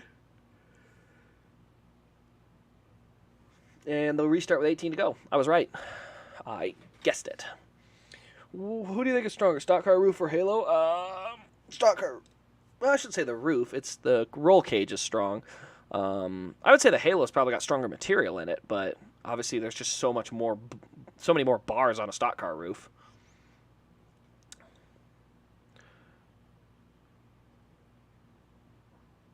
Red Pingus? What? Looks like Chastain goes high. Hey, I'd like to see who chose what lane. Come on, NBC. That's important.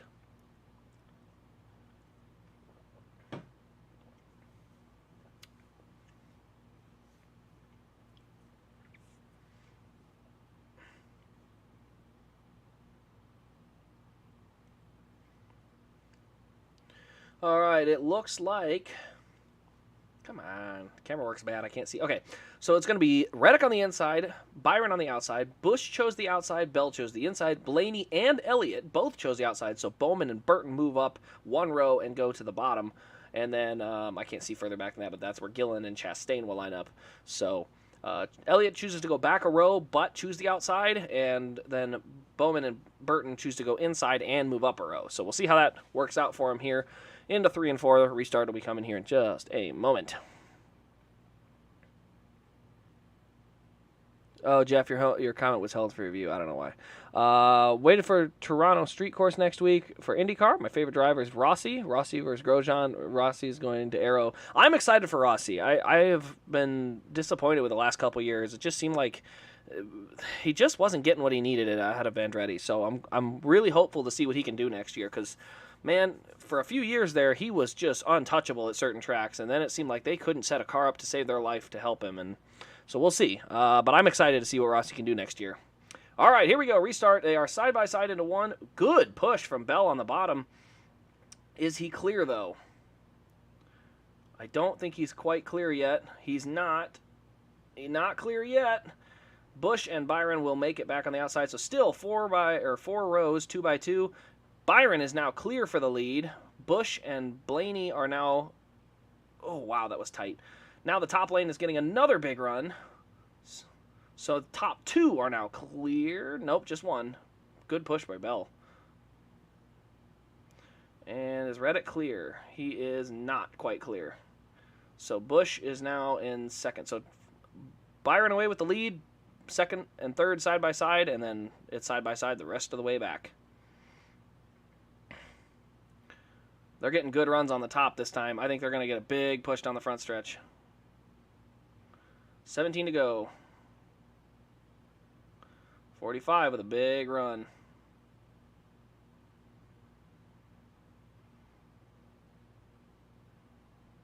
Reddick slides up. Huge push. 45 now going low. Got a big push from Blaney, and so the 45 is going to try and take it. He also wanted to get in front of his teammate, or, Toyota affiliate, in the 20. But Bowman just ditched him, so it's only 2 cars on the bottom and a big row of them up top. Okay, let's see here.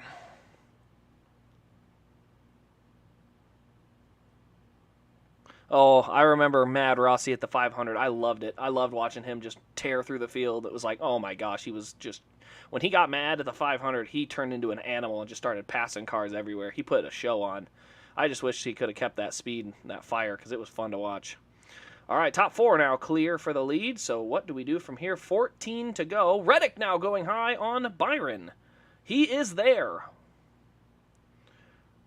Byron left a lane and Reddick filled it, and now he is going to drop. Blaney clear for second. Elliot now side by side for third. So top 2 clear. Byron falls to third side by side with Chase.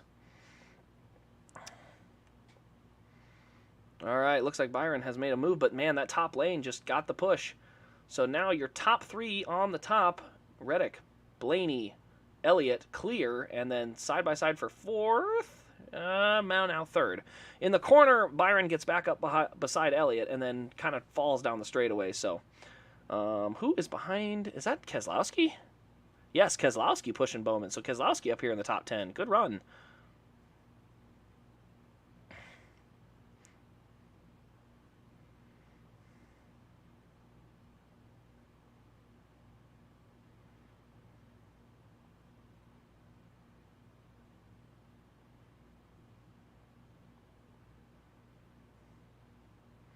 $12 to go.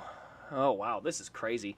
I like it, though. I like how the car has to be fast. You can't just shove the guy in front of you because you're more aggressive. Like, you have to have a good handling car and, drive pretty smart. I like it.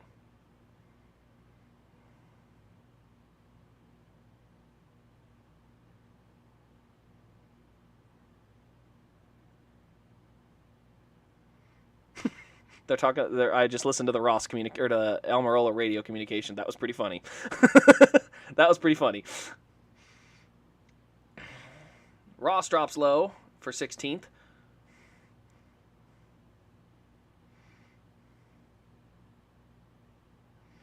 All right, man, William Byron's got a heck of a car today. He is able to just roll the bottom, but he just can't get somebody to stay up behind him.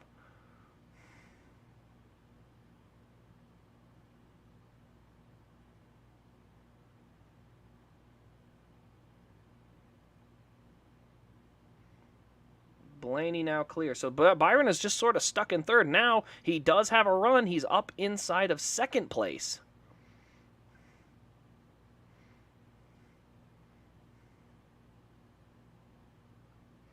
All right, so now it looks like Blaney still got clear.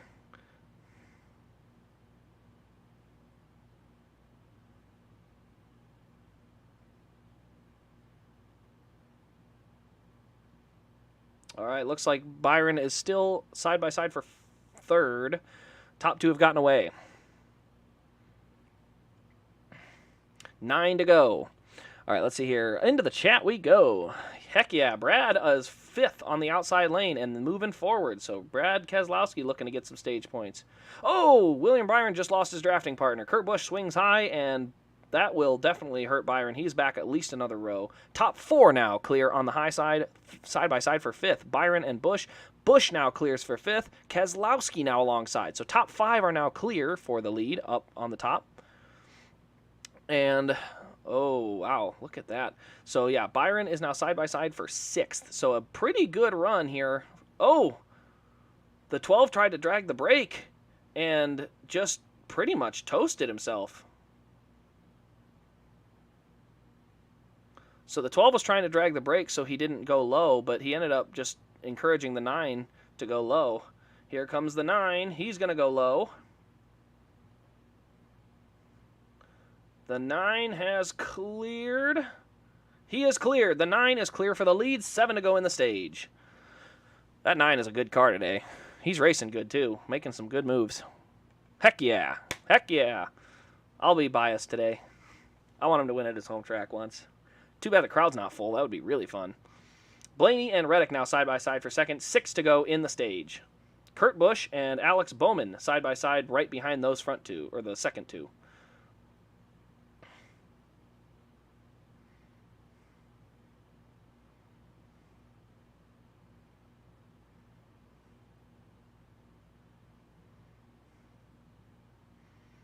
Brad Keselowski now up to fourth for who's my Brad? Yeah, the crowd roars, all 5 of them. No, I think the 17 is Stenhouse. No, 47 Stenhouse.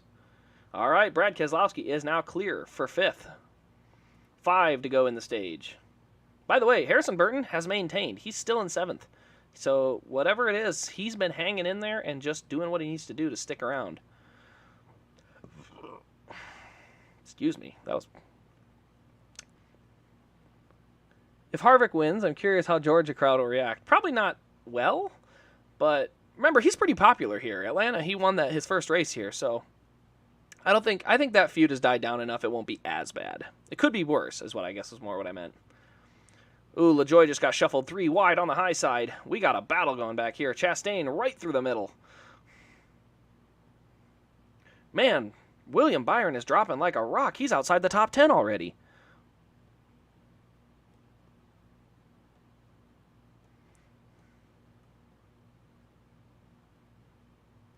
Bowman took a shot. Oh, here comes the 8. He got a push. Good block. But the 45 now goes low. Brad goes to the bottom. 2 to go. Keselowski goes 3 wide to the bottom. Oh, my goodness. What a move for Keselowski. Good job. Keselowski up to third. He's now side by side for second. Brad Keselowski has come to life. My goodness. All the way up to second. Big run from the 8. He's going to try and swing. Looks like he's going to just stay in line. Oh! Alex Bowman just lost it. Right rear tire just went flat on Bowman's car. His car is toast. Oh, no. Elliot will win both stages today. Max stage points there. Oh, man. Alex Bowman is beached. I don't know what happened, but he suddenly just jumped sideways. He is beached on a whale. Not beached on a whale, sorry. He is stuck. This sucks. This is why you need to have somebody on like a Ford Ranger. Just full speed. Go get there and push him. Give him a push. I hate it when they get there and they're like walking around the car. Like, dude, it's obvious what he's trying to do. He's trying to move. All right. That is the stage caution. Bowman will lose at least 1 lap, probably 2 by the time they get him pushed, because the safety crew is standing there doing nothing. They should be pushing him right now, but they're taking their sweet time. So Elliot now, max points, 2 stage wins so far throughout the day. Started from the pole, very clean. Now they're getting the push truck up there, finally. Man, he was running 6th at the time, and they're showing the slow-mo. Yep, right rear just goes down, and nothing he can do about it, so just bad luck for Bowman there. Harrison Burton, though, top 10. He got 7th in points. Byron got up to 8th. Chastain 9th. And LaJoie gets a 1 stage point in 10th. Man, that's a bummer. He had a good run going. See, this is what drives me nuts about the safety crew. You knew right away, he needs a push. Look at him. He's trying to move. Give him a push. Like, just get out there and start pushing. Instead, they stand around it, and they're just like, look at that. There's a car. Oh, look, he's got flat tires. Is the driver okay? Oh, he might not be okay. I better go in and talk to him and give him a hot dog and a sandwich, and then I'll go in and do one more thing. It's like, dude, it's clear. Just get in there and push. Like, don't make him lose 5 laps. Like, get out there, push him, and give him a shot. You know, he doesn't need to go lose 4 laps. Like, come on, give him a push. It's pathetic how often these guys just waste time. By the way, Brad Keselowski, 3rd, got 8 stage points there. Really impressive.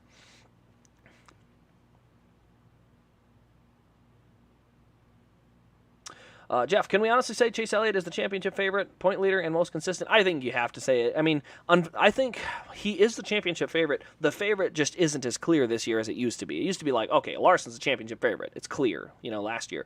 This year, it's just less clear, but I think he's still the favorite. I think he's got best average, maybe not best average finish, but, he is scoring more stage points than anyone. He is running well throughout these races constantly. And, outside of really a bad month of just getting taken out and having issues with the Coke 600 and Gateway, you got to realize he scored virtually no points in either of those races. And he had good cars in both of them. So if those races run out like normal and he doesn't get taken out, it's not even a close points battle. He's out by 100 points or something right now. So, things happen. That's normal. But, yeah, I think he's definitely the favorite at the moment. Bowman, 3 laps down. He lost 3 laps because of a flat tire. I hate that. All because he couldn't fire it up. If he fired it up and gets going, he loses just 1. But instead, the crew sat there, and now he's lost 3 laps. That is such a bummer. Let's see. What was the best pace car NASCAR used? Oh, I don't know. I don't know the pace cars that well. Richard Petty driving his car at Darlington. Oh, that was pretty good. That was pretty funny when he didn't hear him. Had to black flag him to get him to come in. Well, that is 20 stage points for Elliot today. I want to say he gained 2 and 4, so he gained about 7 points on Blaney, so it's up to a 40-point cushion. Obviously, you got to finish the race yet, but I guess we'll see what happens. I'm hoping he wins because I'm biased. I'm not going to hide it. But here we go. Pits are open. Here they come. Who stays out? Nobody. Almost nobody stays out. So chances are there will be some fuel-only and stuff going for in the back here. So I think Jones is going to do 2 tires, it looks like. Huh. There we go. Man, Jones did not get a very good stop there. 4 tires for Chase. He is going to come out around 8th, it looks like. Nope, no issues. Got it fired out. Chastain did barely beat him. 9th. He came out 9th. But I believe he is still the first on tires. Oh, Reddick overshot. They said that on the TV. I just didn't see it. It's a small mistake, but it's enough to cost you some track position. Luckily, it looks like you can move forward. It's not as bad as yesterday where you kind of got stuck. Excuse me. My goodness.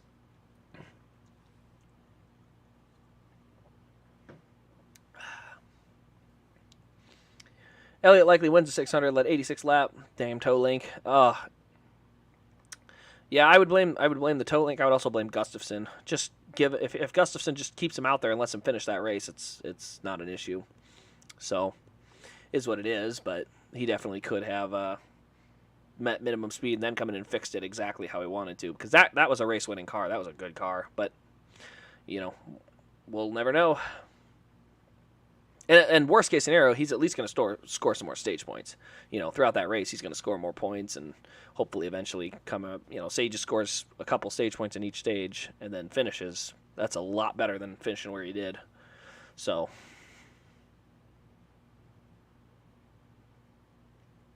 and then you got to remember Sonoma. They don't make that big mistake. He probably wins that race too. So, as I said, he's had a lot of opportunities and he's got taken advantage of a couple too. But man.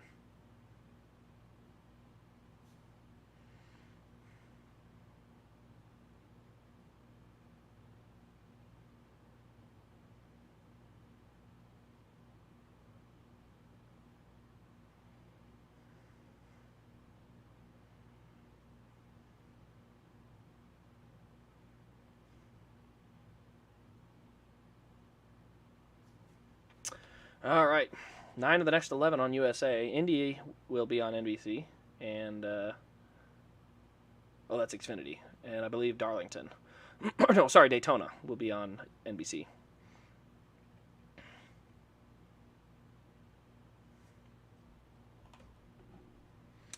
All right, so yeah, thank goodness.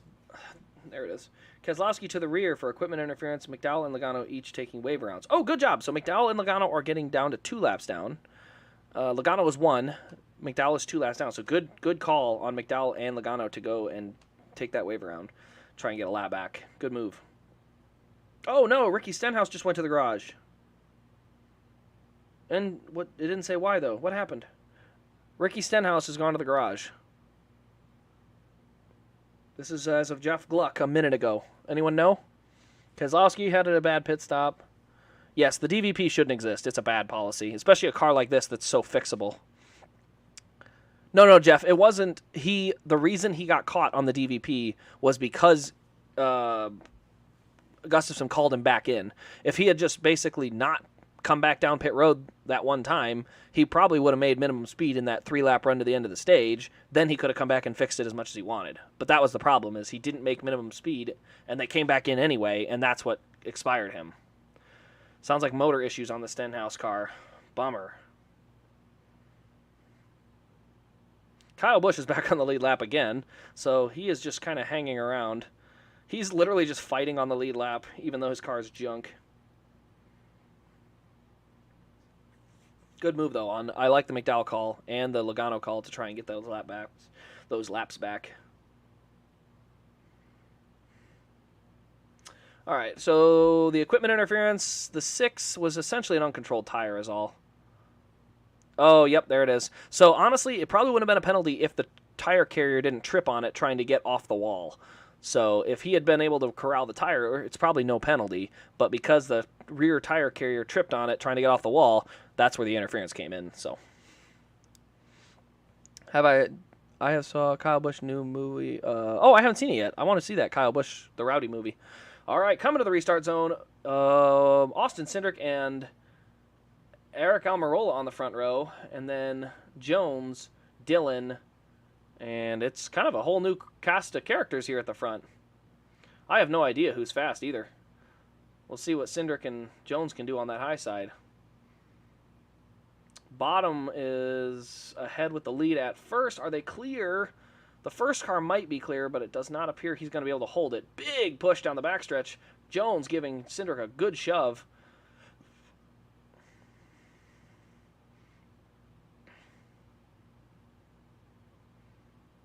So Almirola looking to play some strategy to get that lead. But a huge push on the high side. Cindric and Jones will be clear here before they even get to turn 1. Harvick now into third, side-by-side with Almirola. Almirola, I'm wrong. He gets side-by-side for second now. Going into the corner, able to gain some of that ground back, but he's going to lose it again down this straightaway.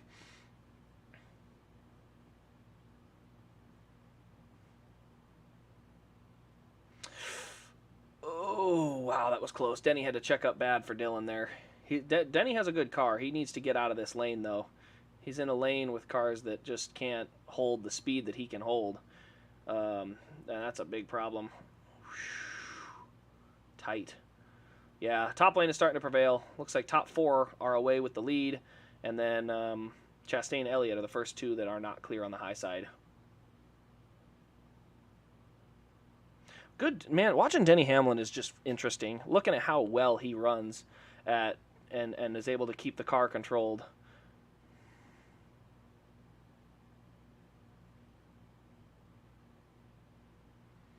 So now the top 6 are clear. Oh, there we go. Dylan got shuffled to the middle by Hamlin. Hamlin had to do it. Dylan just couldn't handle the corner speed that Hamlin had and really had no other choice but to shuck him up high. There's nothing he could have done. Hamlin needed to move. He was losing so much ground. Smithley in the 15, staying there. He's actually hanging in pretty good. Decent speed out of that Rick Ware car. It was a good move for Hamlin. He needed to do that. Garrett Smithley will win. I don't even know. Can we not spoil Rex since some of us are behind? It's not. We're not too far behind though. At least I haven't had the issue. Oh, someone says huge crash, so I guess I'm gonna learn.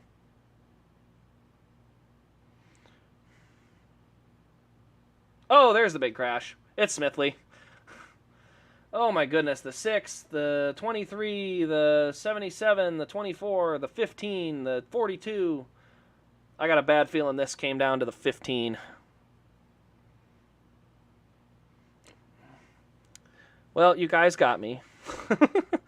Oh, Reddick's in it. His car's toast. Good thing he won last week. He's locked in. But yeah, that car's toast. Byron, it's a dinged up front end, but he might be okay. That front wheel's moving a lot. He's toast. He got a toe link broke or something. He may not be toast for the day, but his competitive odds are probably done. Man, be interested to see what happened here. We kind of got caught into it late. It was halfway into the spin when it happened. Who said Garrett Smithley would win? Did you know that was going to happen? Because that's a jinxie messaging right there. All right, yeah, the 15 had an issue. Total issue. Got run into the back of 42, 8, 24, 38 gets in there late. Pretty hard contact. The thing is, a lot of these cars drove back. Something happened. Something happened to that car. There was nothing he could do about it. I don't know. It wasn't really Smithley's fault necessarily, but something on that car had an issue. 34 barely squeaked through again.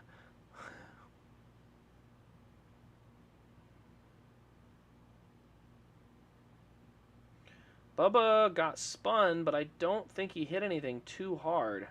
So his car should be okay.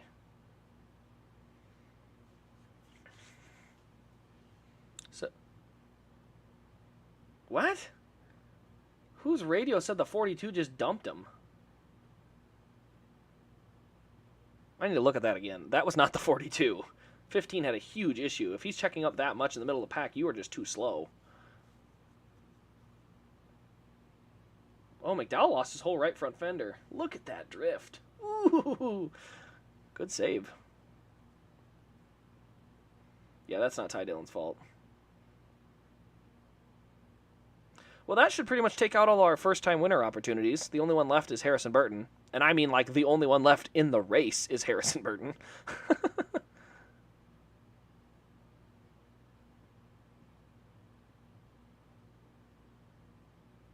Yeah, that's not the 42's fault. That's a 15. If the 15 was just loose, then he was way bad handling, but it looked like I thought a tire was down. Yeah, Steve Letarte just said it. The 15 wasn't at pace. That's on there. Yeah, did you see that 34? Whoo! Cody Ware spun himself. No, it wasn't. Oh, yeah, I saw that. Cody Ware did spin. Looks like Byron is done. Oh, man. Byron just cannot catch a break. I want to point this out for anybody that doesn't follow really tightly on the standings. William Byron was second in the points not that long ago. He is now 10th in the points, and he's probably going to lose another couple spots. Like, William Byron's season has been absolutely derailed the last 2 months. I mean, holy cow. Also, if anyone has this commercial right now, it's the commercial where the girl's trying to TikTok dance and everyone keeps interrupting her. And she keeps getting frustrated that, like, her family is, interacting within their own house. And it's, yeah.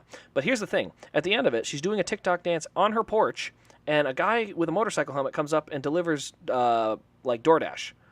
Or, like, fast food. And I just want to point out, how the heck did he haul drinks and food on a motorcycle? Like, I have questions. Many, many, many, many questions. So, somebody can answer that one. How he did that, please let me know. Sage. Yes, no, you're good. Do you think Noah Gragson's ready for Cup next year? I don't know yet, since getting into that accident with Sage Karam. I don't think he's ready yet. I don't see the pace either. Like, he raced today, and yeah, they had a mechanical failure, but, I just don't think he's ready for Cup yet. He did good on a couple tracks, but he's not quite there yet.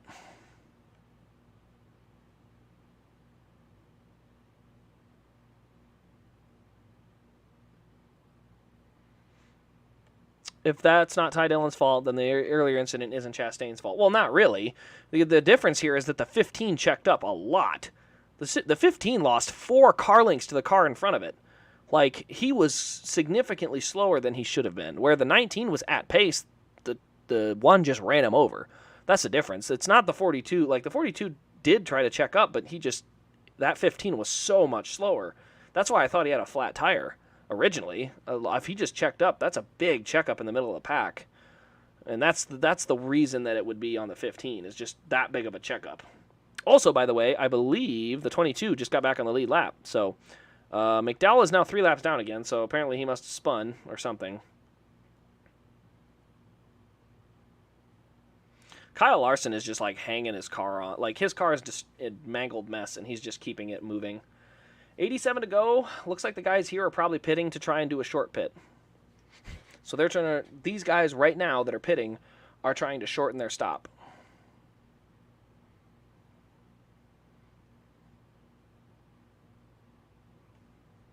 So that'll be interesting.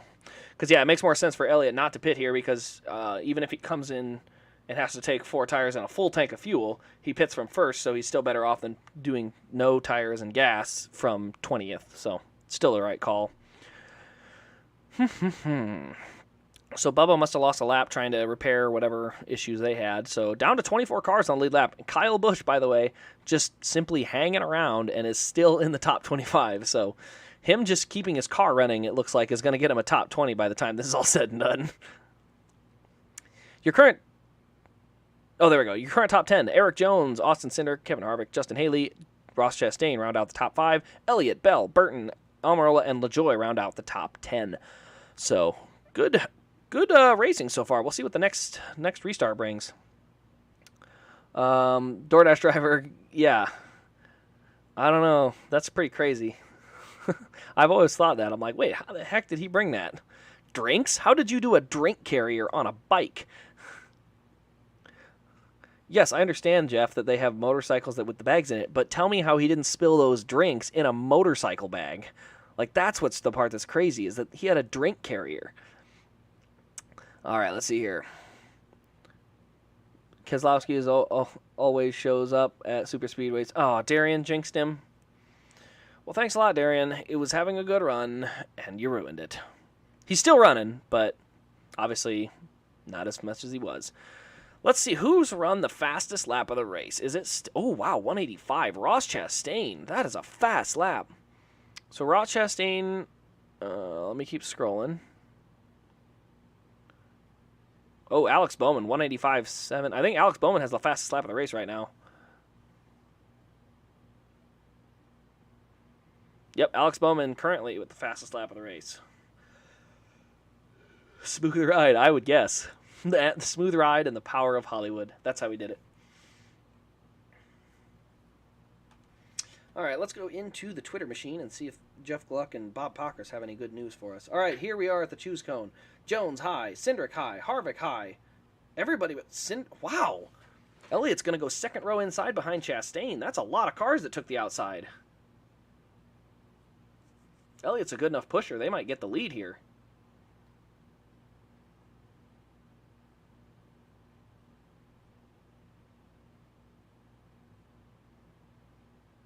Just as Garrett Smithley gets a shout-out, wonk. Not only did the 15 wrongfully accuse the 42 of getting him loose in the radio, but it sounded like the spotter agreed. Yeah, spotters can be worthless. I still remember Blaney's spotter telling Blaney that Chase was nowhere near inside of him and just punted him through the corner at the Daytona road course during the clash. And I'm like, I mean, he was there. Like, he was on the inside, and he was on the curb when you hit him. So it's like he gave you the whole outside lane, but the spotter just, got overreacted and said something stupid, I guess.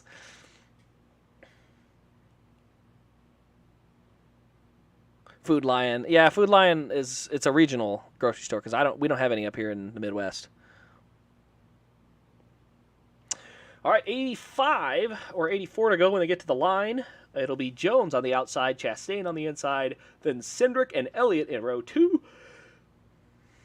Row 3 will be Harvick, and I don't know who's behind Elliot.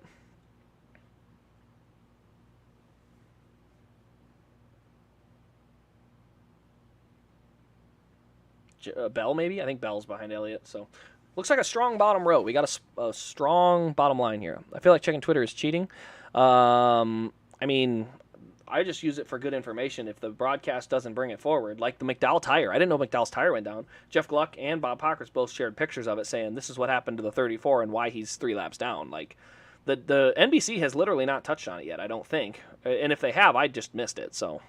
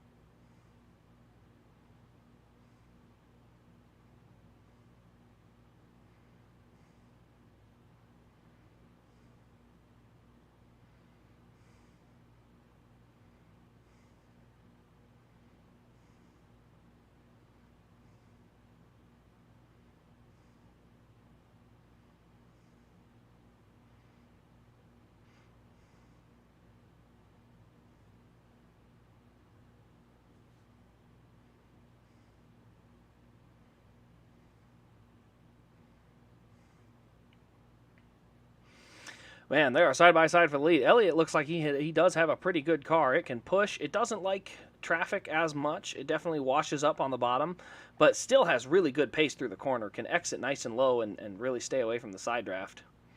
Just a matter of can he get Chastain shoved far enough out front to get clean enough air on his...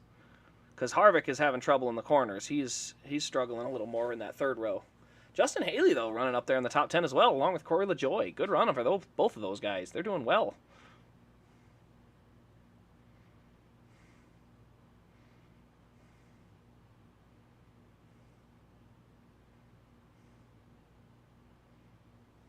Huge push. That should clear the 1. And it may even clear the 9. 9 and 1 clear, but the 43 coming back. No, the 9 will hold it. Fast cars.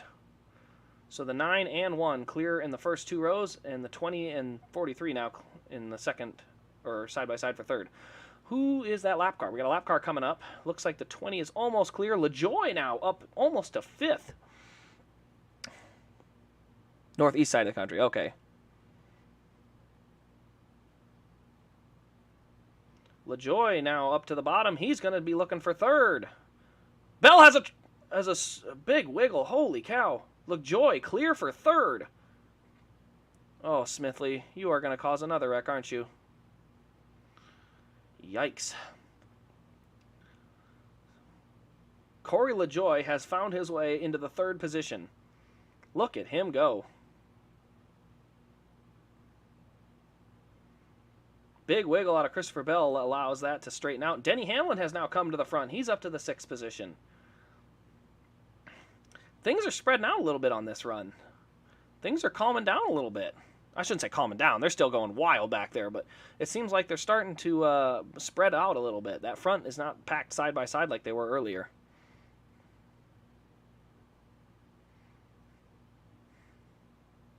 Corey LaJoie running that third spot. Well done. Good job, Corey.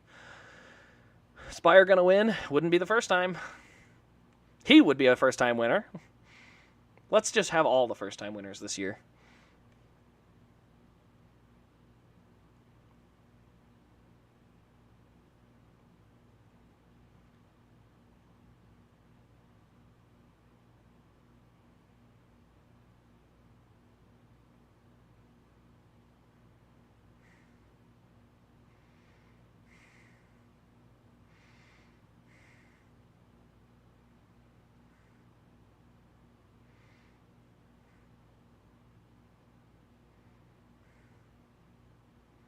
Top three are sort of pulling a gap here.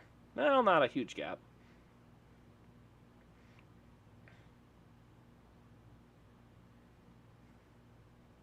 Interesting. I'm very interested to see how this works. Owned by the same owner, I think. Yeah, they are. 7 and 77 Spire. I don't know. Fox and CNN aren't. Fox has their own ownership. Murdoch's, I believe.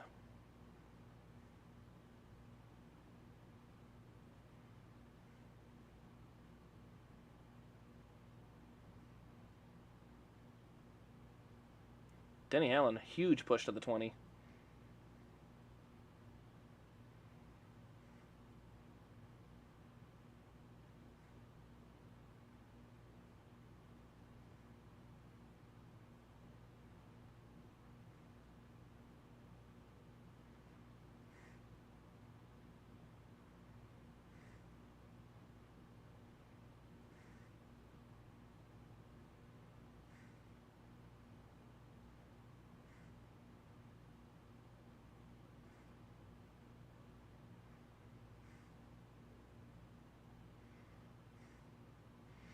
All right, well, it sounds like there is a fuel conservation game going on now, and Bell has just passed LaJoy to get up into the third spot. He's kind of running offline. Very interesting. He ran the high lane while Elliot stayed on the bottom, and LaJoy clears back into third. Very interesting. I don't know if that was intentional or what, but it looks like a lot of the leaders are currently saving fuel.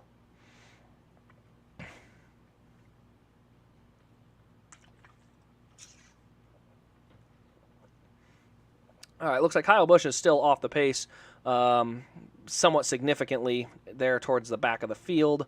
Let's see, how else we got him.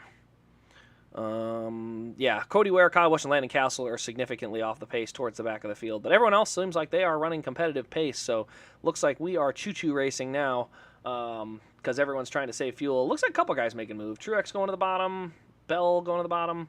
So there are a couple teams, it looks like, that are trying to make some ground.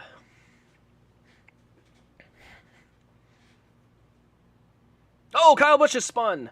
Kyle Busch has spun at the back of the field. That is going to bring out a yellow and put Bubba Wallace back on the lead lap. Oh, Cody Ware just crashed. Okay. Care to explain why that happened? I'm not sure what happened there. Cody Ware, we'll have to get a replay because that was confusing. Cody Ware and Kyle Busch literally running the very last two spots on the lead lap, and they wreck each other. So Kyle Busch's day has just been miserable ever since that accident. 2019 Geico 500 was awful in terms of commercials. Oh, that was a terrible race. It was not a bad race, but man, there were commercials everywhere. Yeah, super repetitive commercials probably have something to do with it, but man, it's Kyle Busch's car is just duct tape all over the front. It is a mangled mess.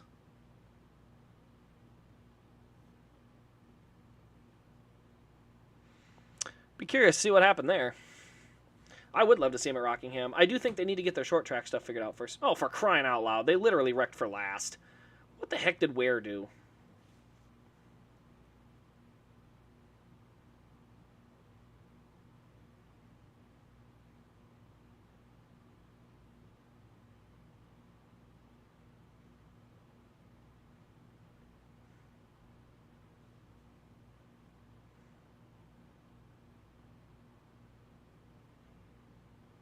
What the heck? Cody Ware got away clean and then spun.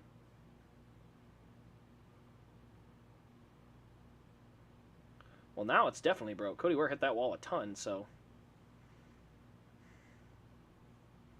Apparently, Kyle Busch says the spotters don't stay awake back there, so we'll see how that worked out. 70 laps to go. Question is, can they make it on fuel?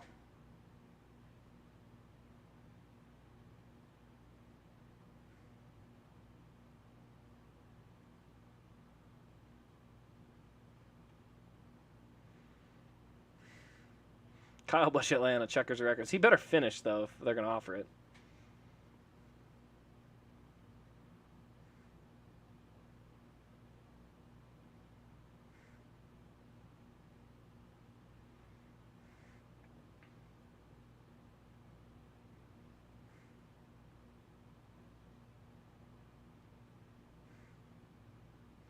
Bummer. 18 had a bad day today.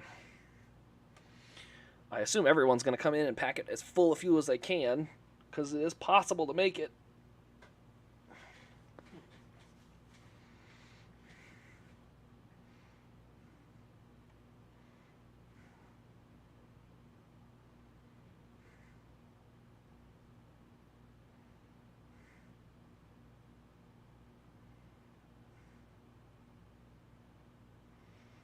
All right, here comes the field. Wow, that is a small field.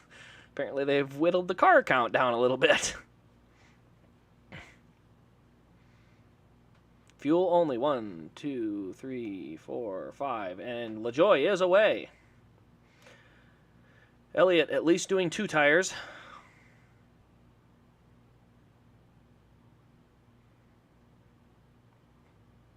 Right sides for Elliot. He will come out 3rd.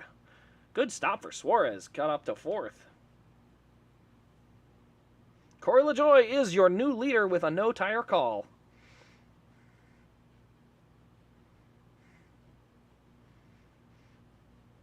All right, ladies and gents. Buckle in. Getting ready for probably, potentially, the last restart of the race. I hope. The reason he spun was because he's Cody Ware. They need to add some short tracks in the Midwest area if there's any of them. I mean, the Iowa Speedway is a NASCAR-owned track, and they've put literally 0 effort into it. You should see how IndyCar's done to that racetrack. They've added staging around the first and second corner. Turns 3 and 4 has some party decks. Like, I'm excited to go to that doubleheader race. I think IndyCar is putting the works towards that. They've got Hy-Vee doing delivery, so you can actually have like food delivered to your seats. A lot of stuff like that. So really excited to see what they come up with.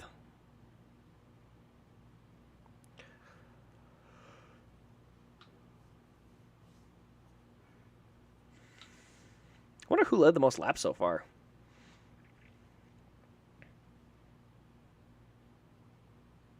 Looks like the 9 has 57. Current lap leading. Next one is Chastain at 32. Technically, it's Byron at 41 laps led, but he's out of the race. So, I wish they gave out bonus points for most laps led or something. Like, you should. I liked when they had that. Leading the most laps would earn you max points.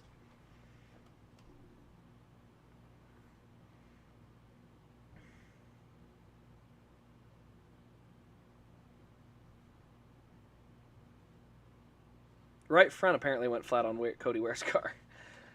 Okay, whatever you say.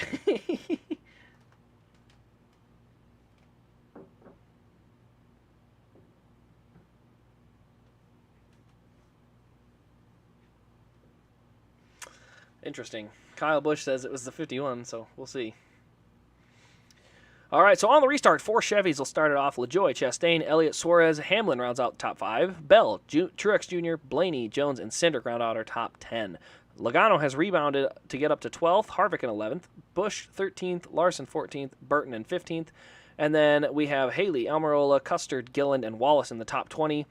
After that, we have Chase Briscoe, and then we have the slower cars, Ware, Keselowski, and Castle. And after that, everybody's laps down. Michael McDowell still 2 laps down, so if he can get his pace back, he's got a shot. But I got to see how his lap times are once they go green this time around.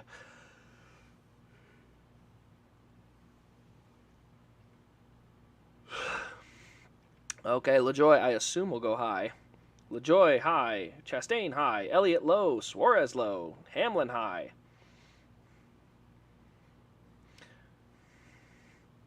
I almost want Elliott to stay in line because I want him to be able to save fuel. Although chance of it going green to the end are probably fairly slim. But 2017 Daytona 500, giving me those vibes.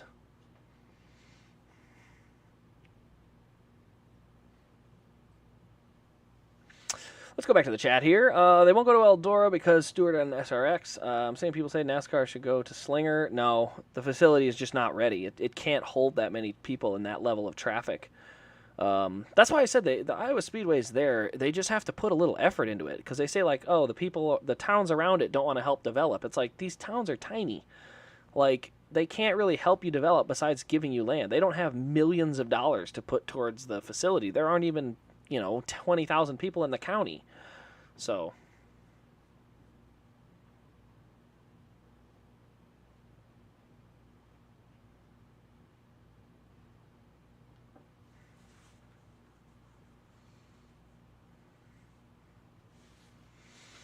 all right, listening to Slinger is too small. It is, but it'd be fun. It'd be a fun track for sure. All right, coming to the restart, LaJoie up high with Chastain, bottom, Elliot, and Suarez.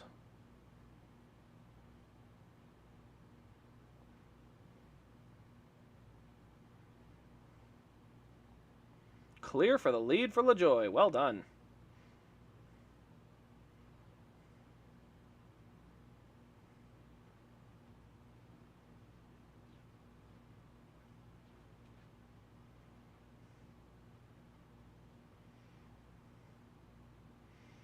I think Elliot's content to ride. He wants to save fuel. He could have gone for the lead there, but I think he's trying to hold that position.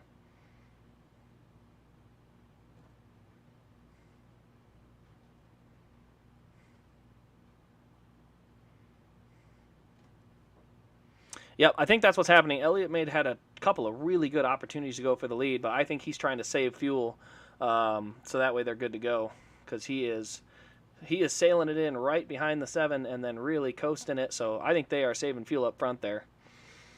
So your current top 5 are LaJoie, Elliott, Chastain, Hamlin, and Suarez. Suarez is the first car out of line, so he could be dropping.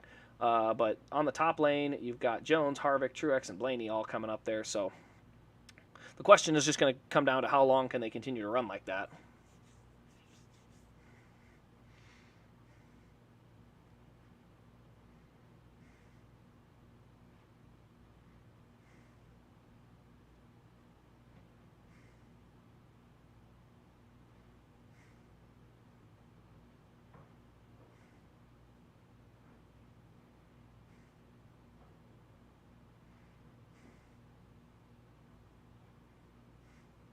Yep, looks like they're pretty content on that top lane to save a little fuel. I don't see a lot of people. Oh, Suarez clears up. Good job getting in line there. That was tough.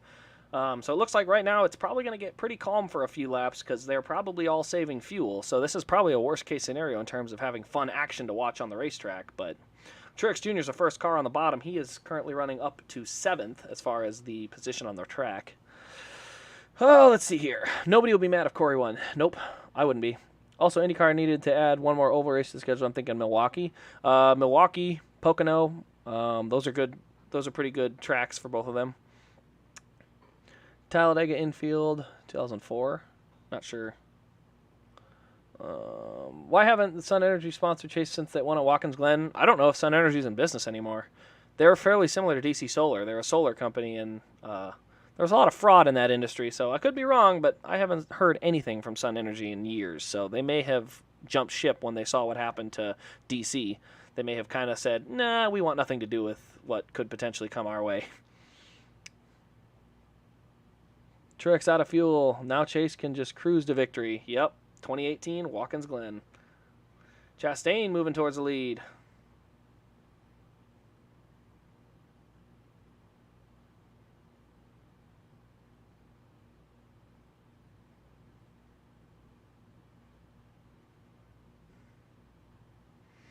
So Chastain went to the bottom for the lead, but the top lane kind of fought back. And like I said, the top lane is saving fuel, so when they have to get aggressive, there's more pace there. They can go faster than what they're going right now.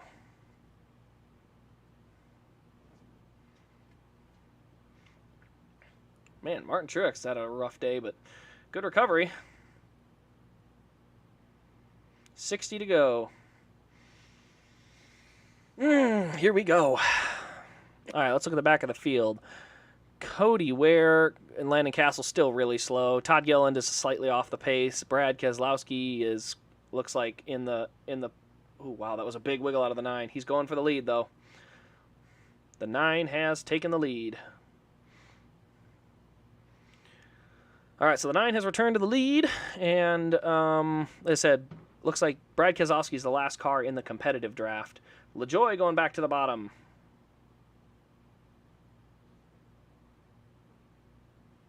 Whoa, LaJoie swung high and almost missed.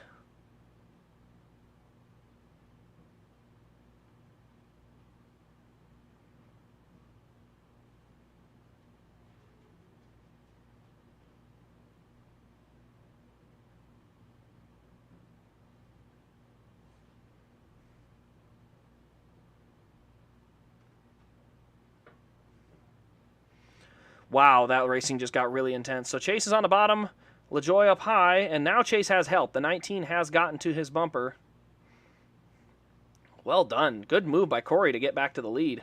But the 9 is really good in the corner here. He seems to be able to just pull it down coming out of the corner, but he's not clear. The 7 is fighting, so side by side for the lead still. But all of a sudden, that bottom lane has come to life with Truex and Busch behind Elliot. Oh, this one will clear him. I think Elliot will get clear this corner. Elliot has cleared for the lead, and Truex is now...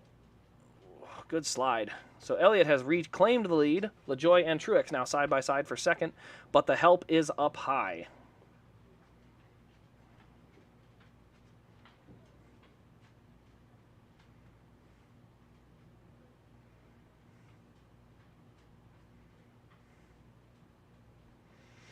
Wow, this racing is intense. I wish NBC went back to this old scoreboard from 2016. I actually really like this scoreboard. I don't like having to wait for the ticker to scroll past. I love the fact that I can just look over and see who I'm looking for.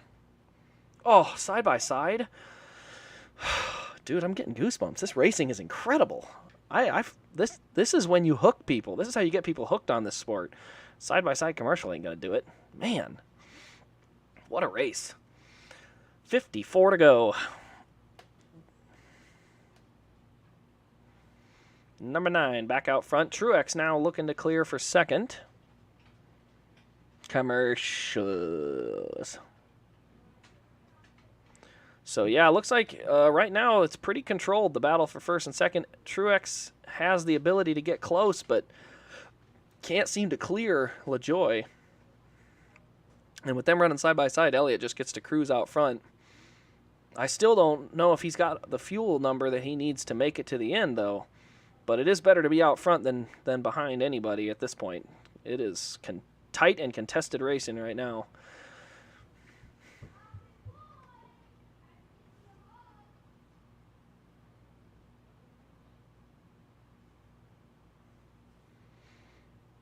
All right, another good run for Truex. He's still side by side. They are side by side all the way through the pack here.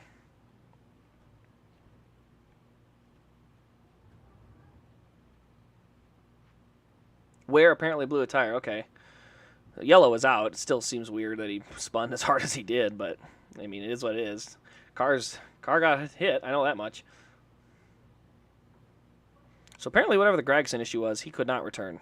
So whatever the issue was, it was a terminal mechanical issue. Because he never did end up back. But Michael McDowell is in the free pass position at the moment. So if things stay green, he would have a chance to get back on the lead lap, and his pace is solid. So he has a chance still to come back and run well in this race. But he needs one more caution to get back on the lead lap before Landon Castle and Cody Ware get lapped.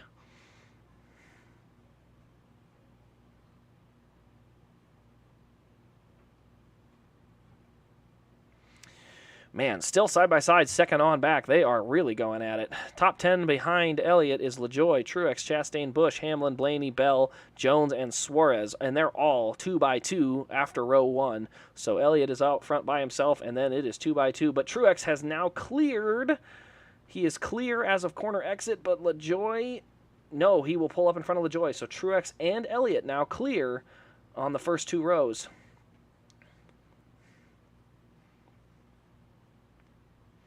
So Elliot and Truex out front. Now LaJoy and Busch are side by side for third. Blaney is pushing Busch, and Chastain is pushing LaJoy. 49 to go.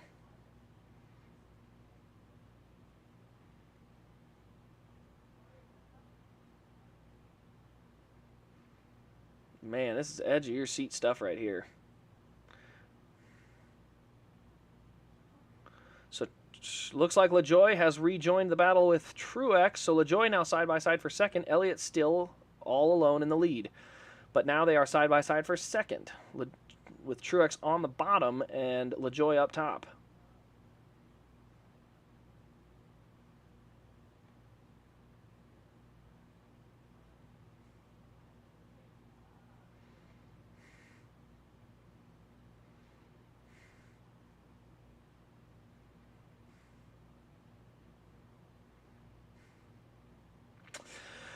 Truex got clear. He is now into second clear. Oh boy, hard push from Chastain to LaJoy.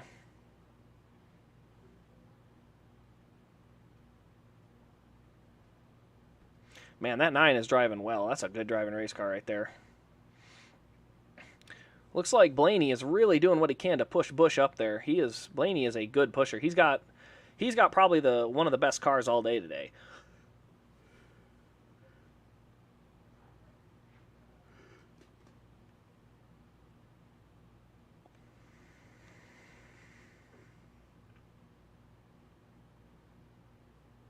Oh, that's right, Joey's car. All right, yeah, I can feel it coming too. Things are getting a little edgy. I can just feel it, the moves, and told you white rims for Penske wasn't just being Lionel being cheap. No, I knew they had silver rims. I just didn't like the way they looked.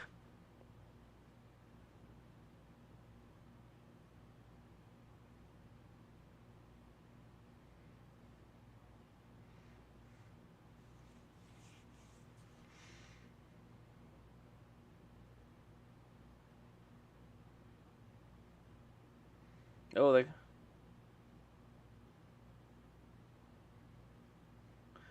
coming up on lap cars. Busch on the bottom. Now he's catching a draft from those cars in front. Question is, can he hold that speed? They are clearing the lap cars, so that will mean that Michael McDowell will have to clear them before he'll be in the free pass position. He will need to roll that top lane with everybody else to get around him.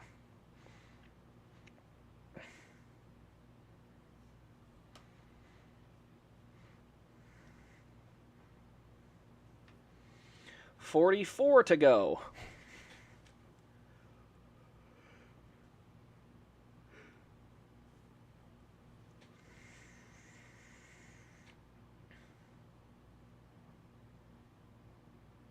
Man, they're close on that fuel number. I don't like Elliot out front leading all these laps.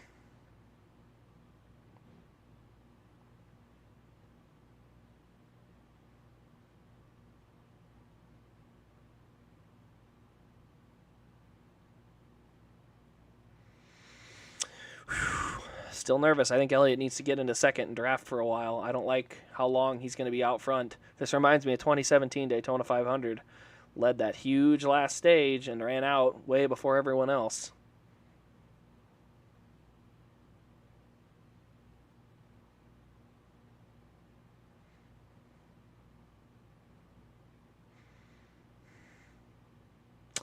I guess we'll see. Looks like they have gone to train racing most of the way around.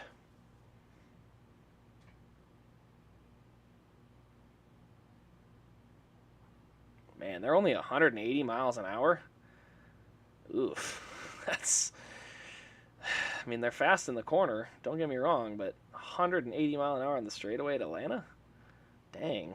They used to roll 210 up through there.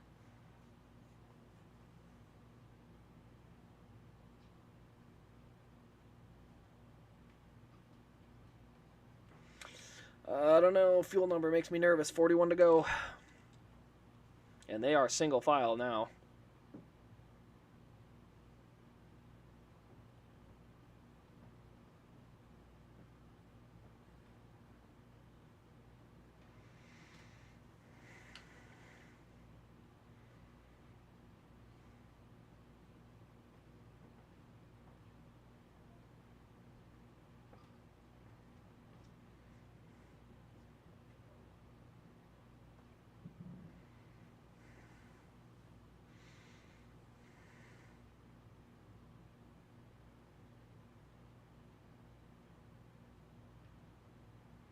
Guess we'll see if he can save the gas. It'll be interesting from here. Looks like we're going back to side by side. Oh boy. Oh boy, oh boy, oh boy.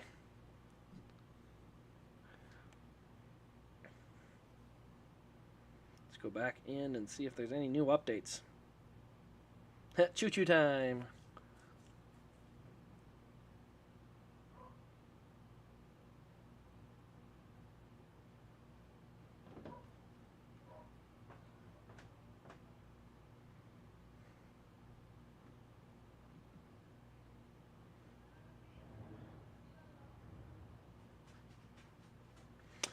All right. Every time I see the Dawsonville pool room on TV, oh my gosh, who cares?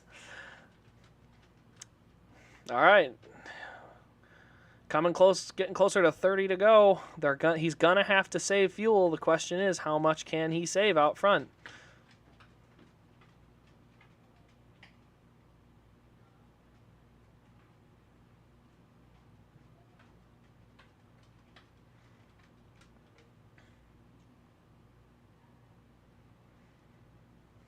Long train at the front of the field here.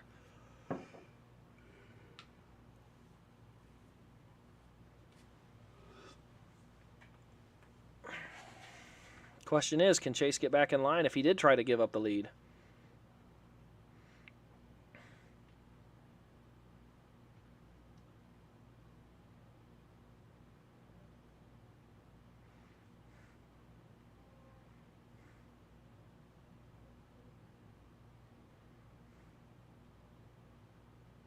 Truex and Chastain were both in that wreck earlier, and they're both in the top 4.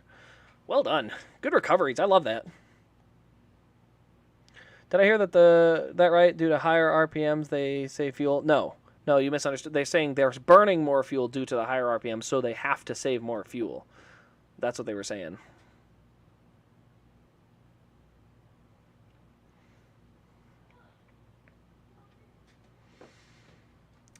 Choo-choo. Honestly, I wouldn't even be mad.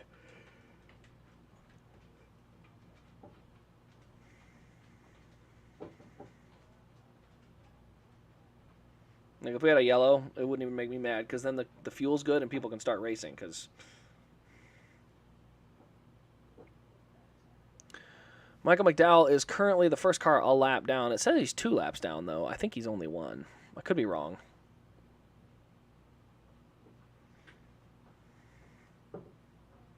But just for the record, Truex and LaJoie both are winless this year, so playoff bracket could get really busted up here if one of those two snag this win. Yeah, they finally calmed down as it's supposed to be getting down to, closing time.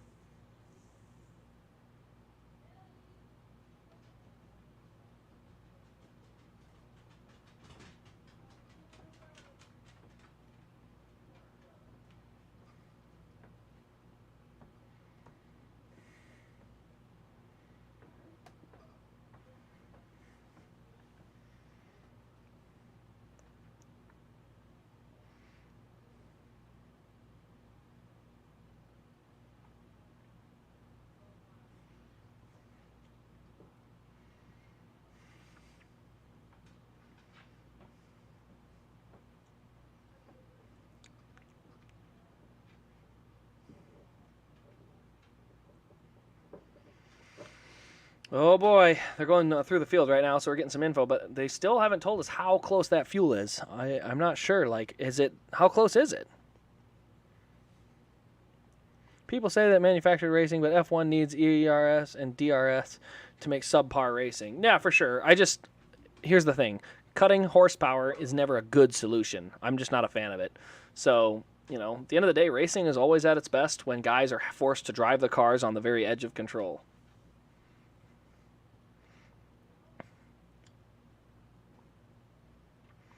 So Denny is in 5th. He's the guy that's kind of a wild card. It looks like he can save a lot of fuel.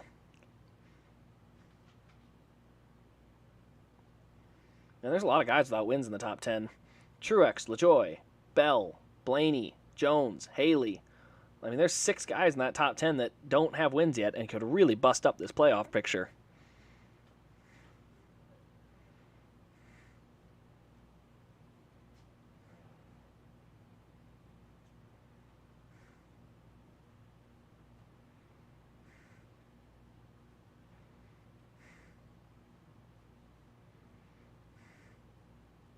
This reminds me of Talladega 2020 or 2021. Elliot leading all these laps and then not having enough for overtime and may have to pit, and everyone stays out, and then he has to go to the back.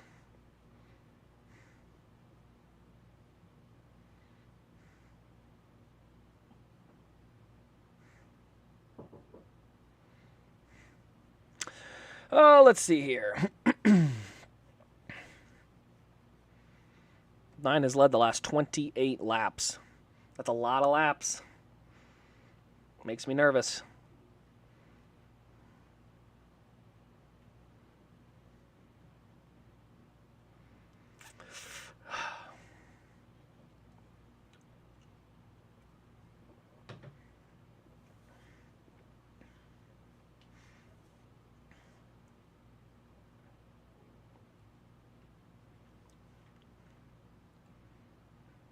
Suarez making a move.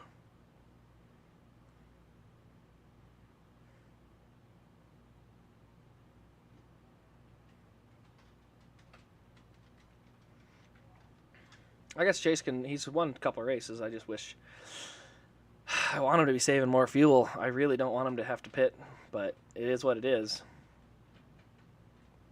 It is time, though, for some of these guys at the back, like Harvick, Larson, Busch, they need to start moving forward now, because they're not going to get to the front if they don't start making some moves. Like, they can't wait till 5 to go. They need to be making moves, soon.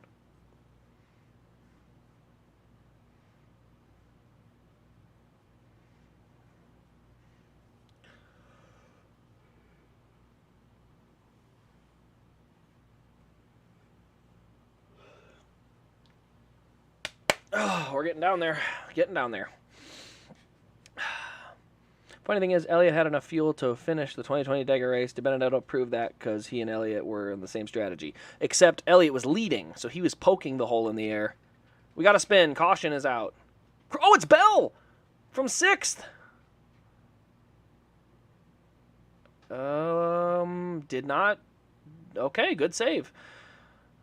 Well, that changes everything. They should be able to save enough fuel under the yellow or pit. I doubt they'll want to pit, though. So we'll see what they do here. But I think that should guarantee the fuel strategy. They should be okay. But 24 to go. We're going to re-rack them and prepare for the chaos. Looks like his rear just steps out over under him. Good save. I mean, that's for how loose he is. What a job keeping everyone else from getting into him, too. Good job.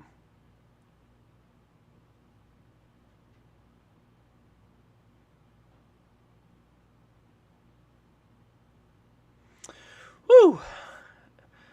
Harvick's sake, yes, he was about to get trained, but does everybody pit here? I don't know. I don't think you want to pit because you'll lose so much track position, and you don't have as much time to get it all back. 10th on back would probably pit. That's a safe number. Boy, it's tough, though. I mean, 23, you can't pit. If you're up front, track position is too important, and tires haven't meant anything so far, so I think you have to give it a shot. You have to stay out if you can. So this should help save a little fuel, but still nervous, man. The other option is you come in and top off and you're good and you race as hard as you want to the front. Because if the guys have to still check up a little bit to save fuel, you can take a big advantage of that and soar to the front. All right, we're going to see here. Pit road is open this time. Whew.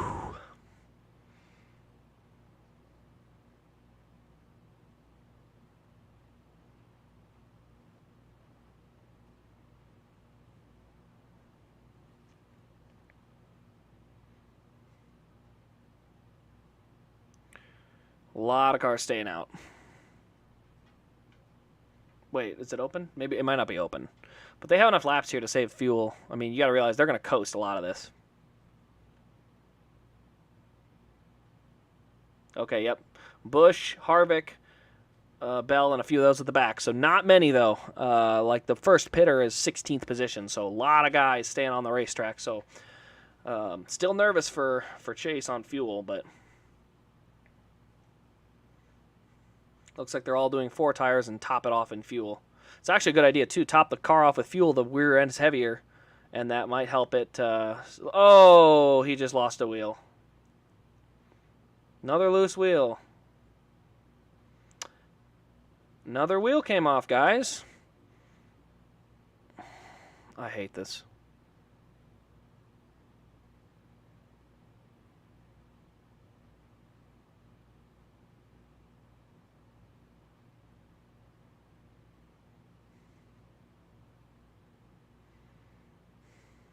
So Bellhouse lost another wheel.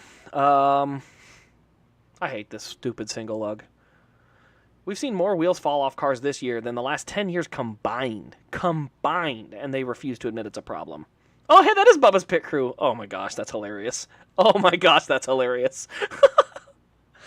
I'm gonna take my pit stop, and we're gonna go green to the end, so I'll be back.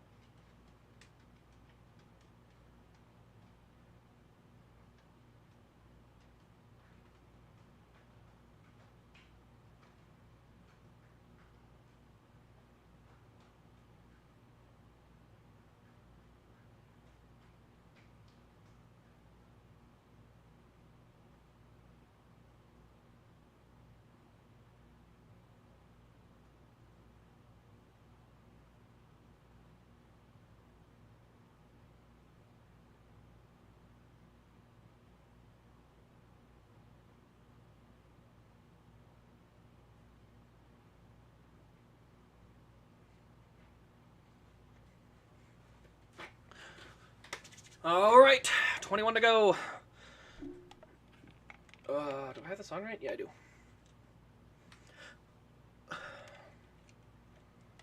No, yeah, it's this. It's this one.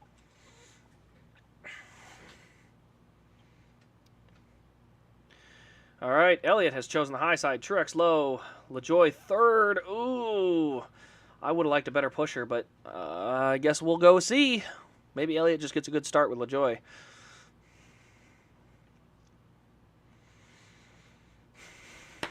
$20 to go. Let's go, boys. Whew. It's not a suspension. It is a suspension.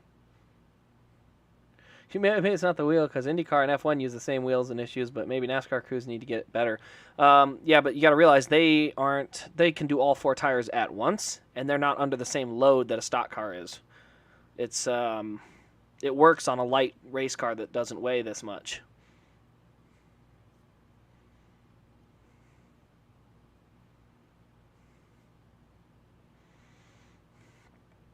The single lug is not the problem. The crew's sacrificing to make sure it looks locked and have fast pit stops. I mean, yeah, you're not wrong. It's just, they used to have issues where they didn't tighten all the lug nuts, and so then the wheel would vibrate and they'd have to come back in. Like it was a self-policing issue. Now, the wheel falls off before you have a chance to do anything, and that's the part that's the problem. It's not that teams didn't sacrifice tight lug nuts before. They did. The difference was the wheel would vibrate and they'd have to come in before it would fall off. Now it just falls off. All right, time to go. Eddie Hunt said, let's go close it out. Coming to the restart. 20 laps to go. Let's go, boys. Good launch. Good push. Top lane is very well locked together. Good push, Corey.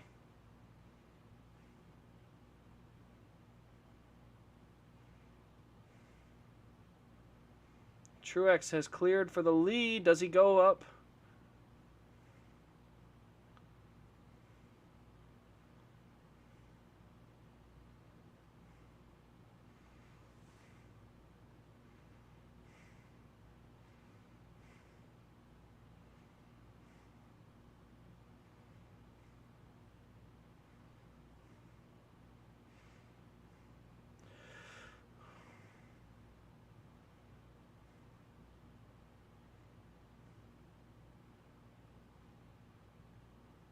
Oh, man. Truex got clear. He is in the lead on his own. Now it's Chastain and Elliot for second. Wow, Chastain just went all the way up into the lane, too. Luckily, Chase was running high enough it didn't cause any issues.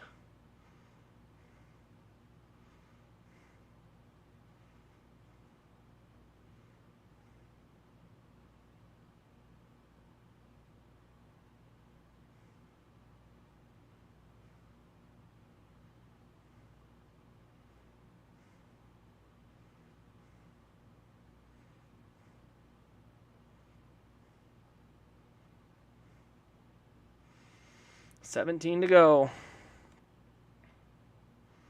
Truex is now clear for the lead, and I believe Elliot is clear for second. Elliot going to the bottom for the lead.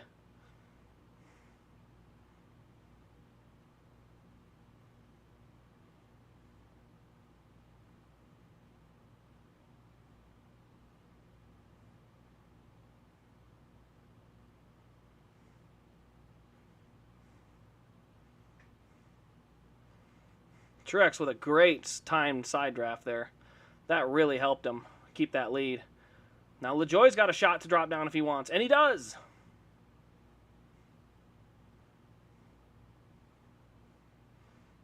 All right, top three now, single file. They all go up to the top.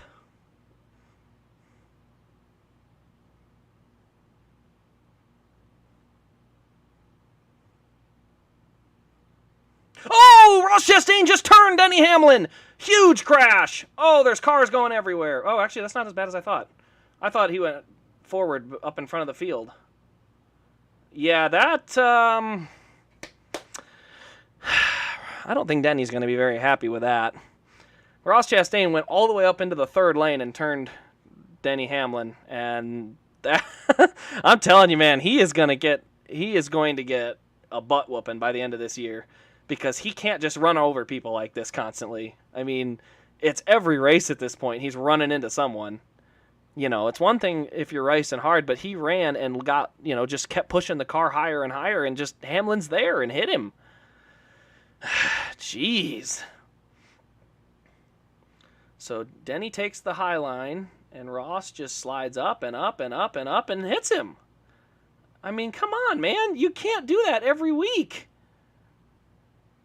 He just ran into him, man. Like, Denny didn't change his line. Ross just went up and hit him.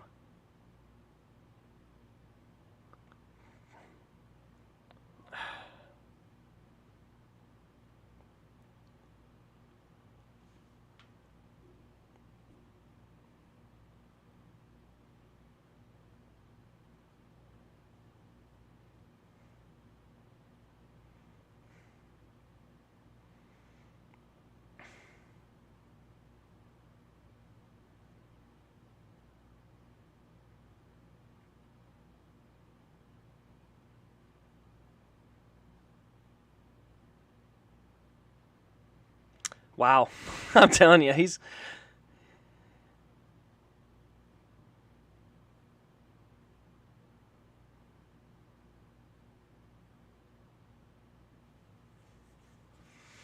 It's your fault, but you can't keep doing it. Man. Anytime Denny Rex NASCAR wins, hey, the Coca-Cola car got spun. Carnation will be happy. But you can't keep running people over like that, though, man. That's tough. They're not going to let...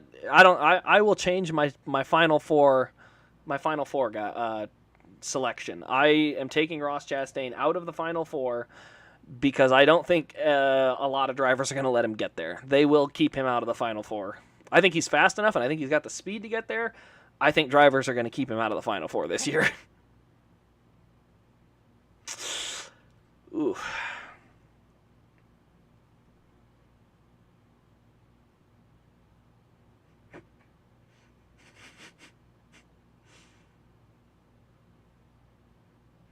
Carnation just tweeted, Ross Chastain is a legend. I love it.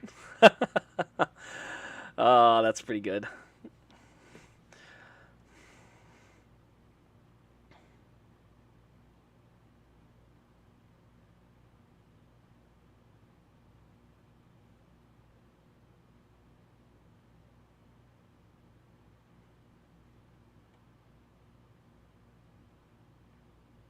Watch Suarez win the championship. I don't think the speed's there for Suarez.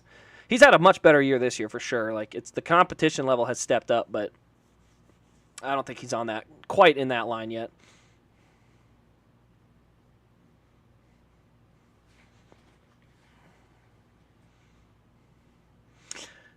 Nice plug for Motor Mouth. Let's go talk about all this. I love how people saying drivers aren't aggressive enough, and then someone like Ross comes along. Well, Jeff, there's a difference between aggressive and just flat out wrecking guys. Like, aggressive is, you're willing to throw it into a spot where it's tough. But when you completely shank a corner and take a guy out, that's just bad racing. Aggressive is making a big block or, something like that, not just plowing through the back of someone.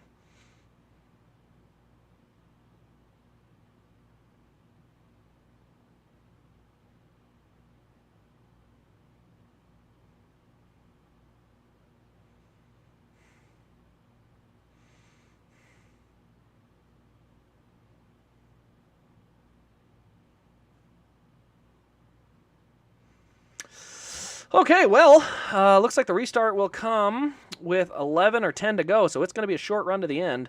It's going to be Truex, LaJoie, Elliott, Chastain, and Jones.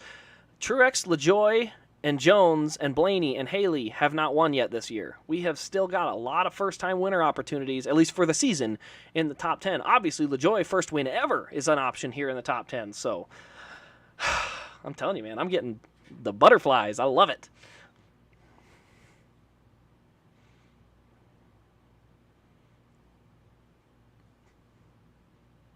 Didn't Hamlin nearly spin him? It would have been a lot more obvious than that, obviously. Denny has been so wrong about many things. Remember when he talked crap about Keselowski, even Elliot? Denny needs to win a championship before he talks. Well, I mean, sure, but, he got dumped. That's not really the question. He talked crap about all these guys, but he still needs to. He's still one of the most successful drivers in the series. So he's earned whatever he wants to say. Also, by the way, guys, Michael McDowell is on the lead lap. Michael McDowell has a shot to go move forward.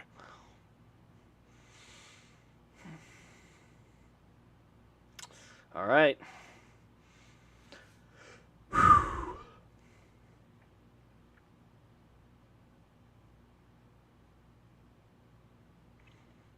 Kyle Larson's going to get a top 25. He's one lap down still. That piece of junk of Kyle Busch's that he's been limping around the racetrack for like an entire year, it seems like, is going to have a shot.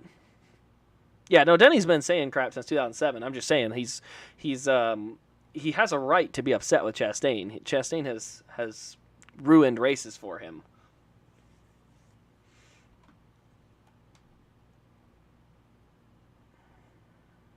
8 to go is when they'll go green. So choosing next time by.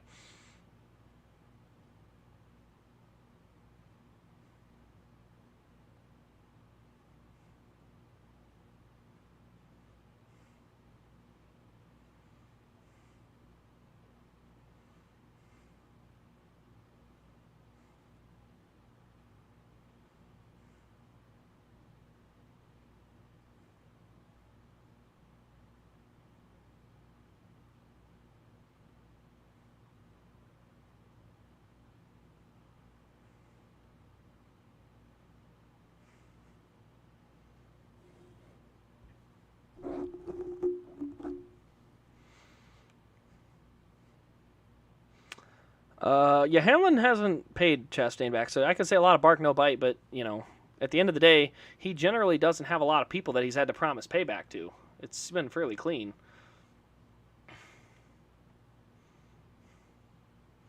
All right, Elliott chooses outside behind Truex. I think that's a right call. They get control on the restart. They could push into turn one and be almost clear, and if Truex drops down especially, there's a real opportunity.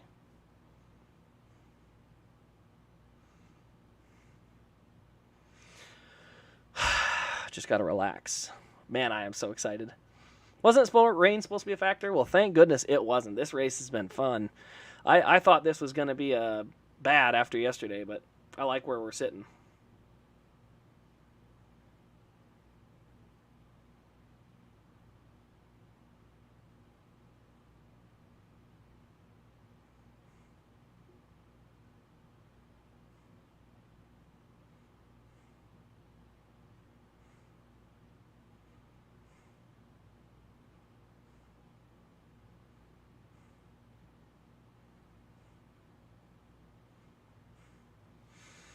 All right, here we go. Coming to the line, 8 to go. Restart is coming. Truex never got Logano. That's because Truex is never going to pay guys back. Truex is one of the most respectful race car drivers out there, and people like, I don't know, I don't say make fun of him, but people talk crap about him for it. But it's actually very admirable that he is willing to race people the right way. So, oh, Atlanta has drink rails. Maybe that's why that's so.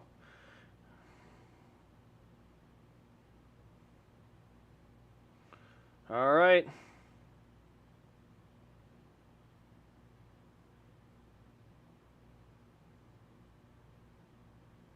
Corey LaJoie is clear for the lead.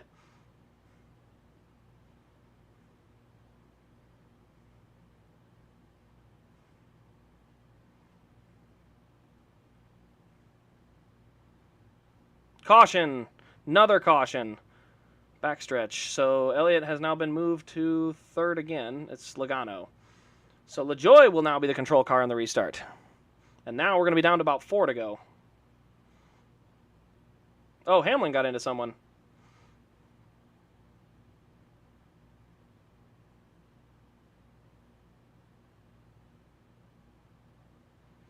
Well, that pretty much ends his day.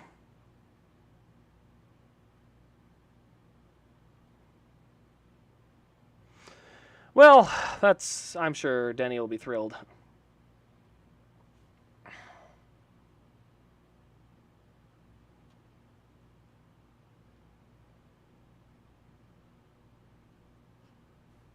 Going green with 8 to go. Let's see what the next update I can get is. Do a quickie yellow. They just had it. Like, just re-rack them and go. I don't like when they do the whole full-blown... the whole full-blown, like, 2 different pit stop sequences. Like, pit them this time around, line them up, and go. Don't waste laps. Like, we all know that Denny and Joey aren't going to win this race.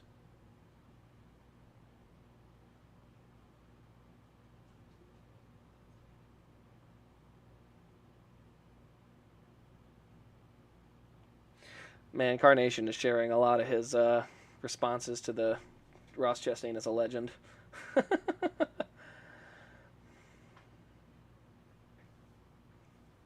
And if Corey LaJoie wins this race, ladies and gentlemen, we have chaos coming our way. Because Martin Truex Jr. and Ryan Blaney have not won races, and they have both been extremely competitive.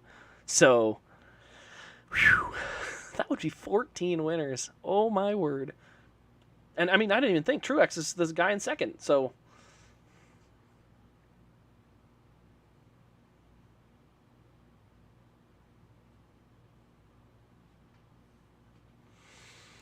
All right, Hamlin's own teammate turned him. Oh, shoot. 2 laps of caution at most. It shouldn't be more than 2, but yeah, it's classic, right?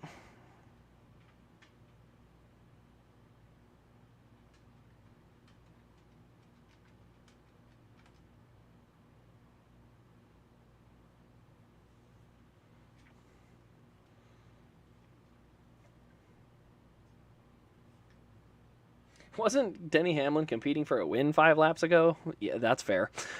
Man, I'm nervous for Corey, man. I'm nervous for the whole top 3. As I said, at this point, Ross Chastain would get booed out of the building after the way he's driven today. So, anyone but Ross. Literally. In the top 10, anyone but Ross. I'm good.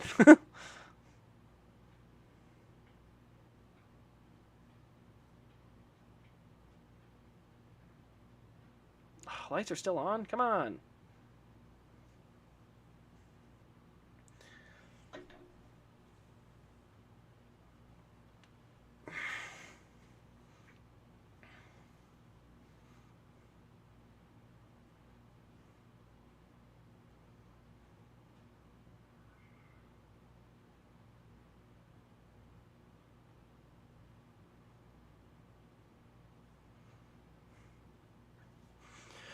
Anyone but the 19? I wouldn't mind that. Or Chase. I hate them both. Well, I would like to see either of them win. I want Corey for the playoffs. I do too. I think that would be utter chaos. It'd be fun. I'm guessing we're going to go down to a green-white checker. Not sure why. They should be going green with 3 to go. But...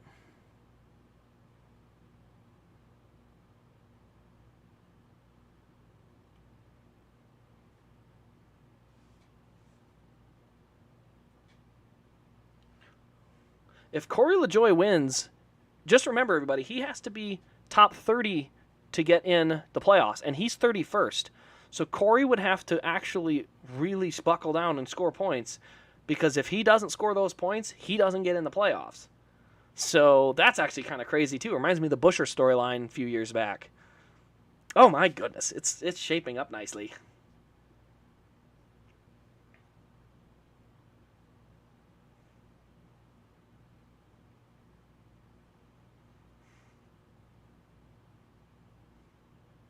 LaJoie goes bottom.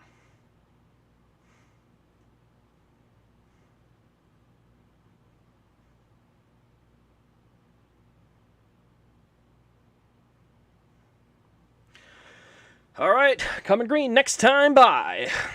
We're going to be looking at our current lineup. Truex and LaJoie front row. Let's see. Who's that? Chastain on the inside second row. Wow, Cindric got up there. So has Jones. So third row, Cindric and Jones. There's opportunity there, too.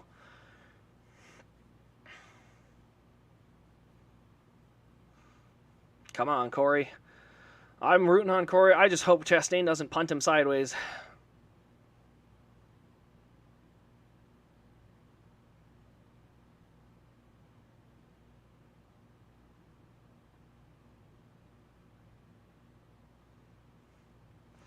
Coming to 3 to go, everybody. Come on, you got it.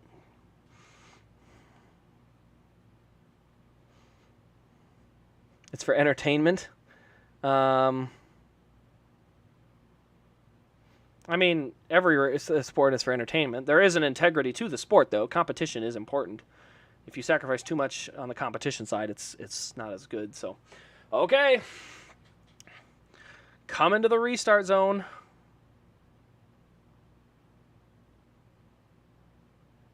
Good start, but they're not tandemed up. Truex and Elliot up high, tandemed up already.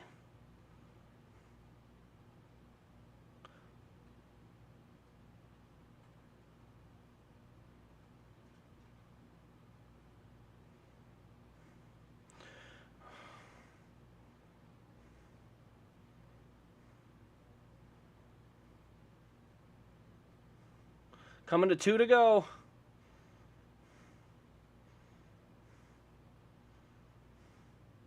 Nine to the high side. To the lead. 9 car clear for the lead. 2 to go. Oh my goodness. Come on, Corey. I'm a Chase Elliott fan, and I still want him to have a shot at it. Here comes Elliott. He's going to have to go. He's going to pick the high line. He's going to dump low. Good block. That car is so good. But LaJoie's got a shot. They're coming around to the white flag. It's Elliott, LaJoie, and Jones.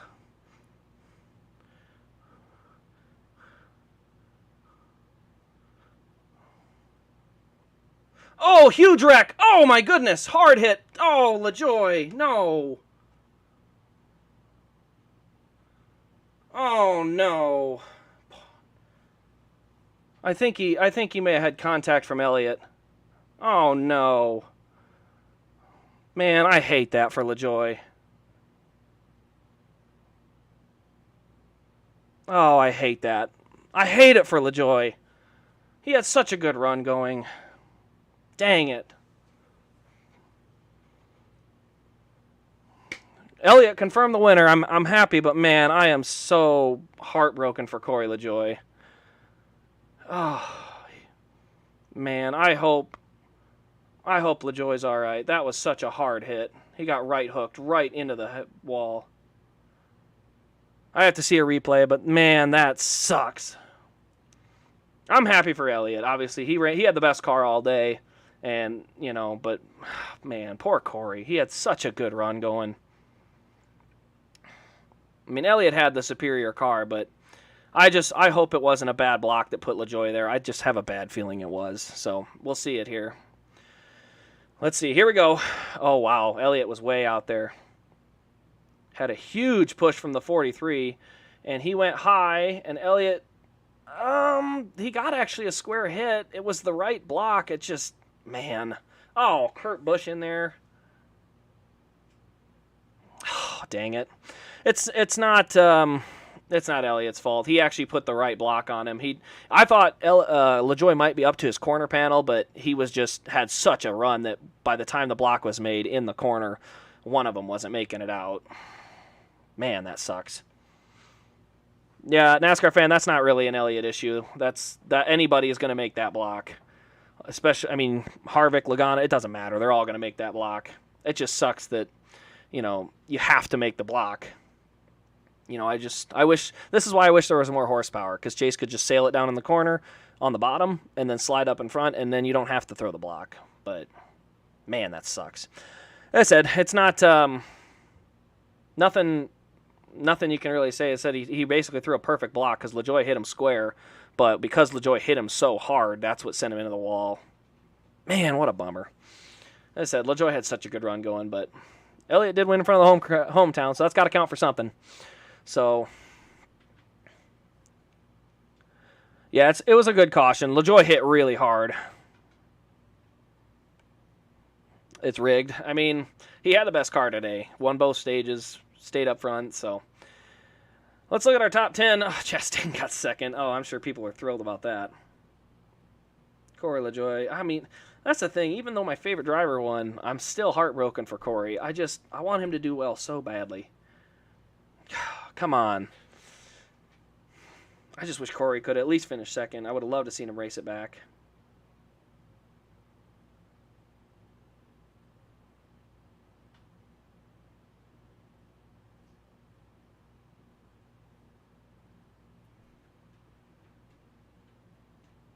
NASCAR Twitter's about to blow a gasket. Yeah, it probably is.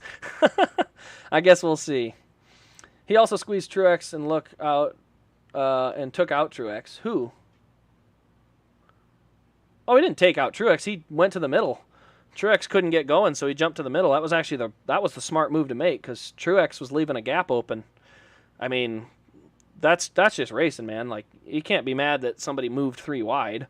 It'd be one thing if he put him in the wall, but they ran the whole corner. Look at that mustache. What a goober. I would be happier if he was that aggressive on the restart. I mean, I said it is what it is. I just, man, poor Corey.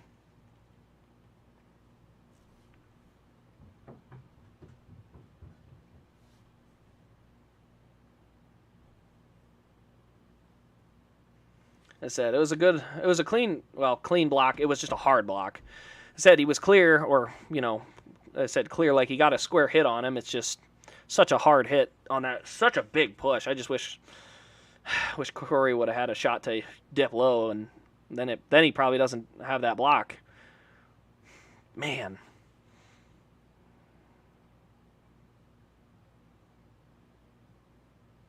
Well, max points for Chase today. He led the most laps, led 9 times for 97 laps, won all 3 stages. I mean, there's not much else you can say.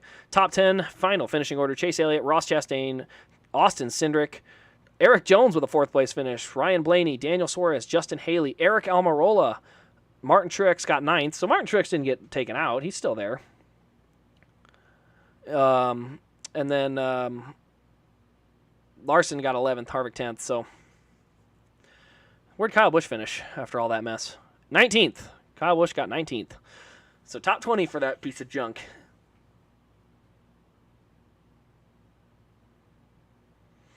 So, yeah. I mean, gotta celebrate there, but everyone calling Chase Oh, okay, no, I can't say that. I'll get canceled. But yeah, it's Elliott hate. I mean, let's be fair here. Like, everyone was mad at Hamlin when he won at Bristol instead of DiBenedetto, and I was one of them. I was in that boat too. I was like, I want him to win so bad. I obviously have perspective where I'm like, Denny did nothing wrong. He raced for the win. I didn't want him to win. So it is what it is, guys. But good win for the hometown guys. So another race version, I guess. That'll be posted. I'll get my race win ready to go and put it on the website there, and have that ready to roll for tomorrow. But good race. It was a good race. It was pretty entertaining. The best car still ended up winning the race, but man, I want to hear from Corey. I want to hear what he had to say. Oh, that's right. Oh, they're hooking up to a car battery? Oh, they just turned the siren on. So, yep. All right, guys. Well, that was a good race. I had a good time.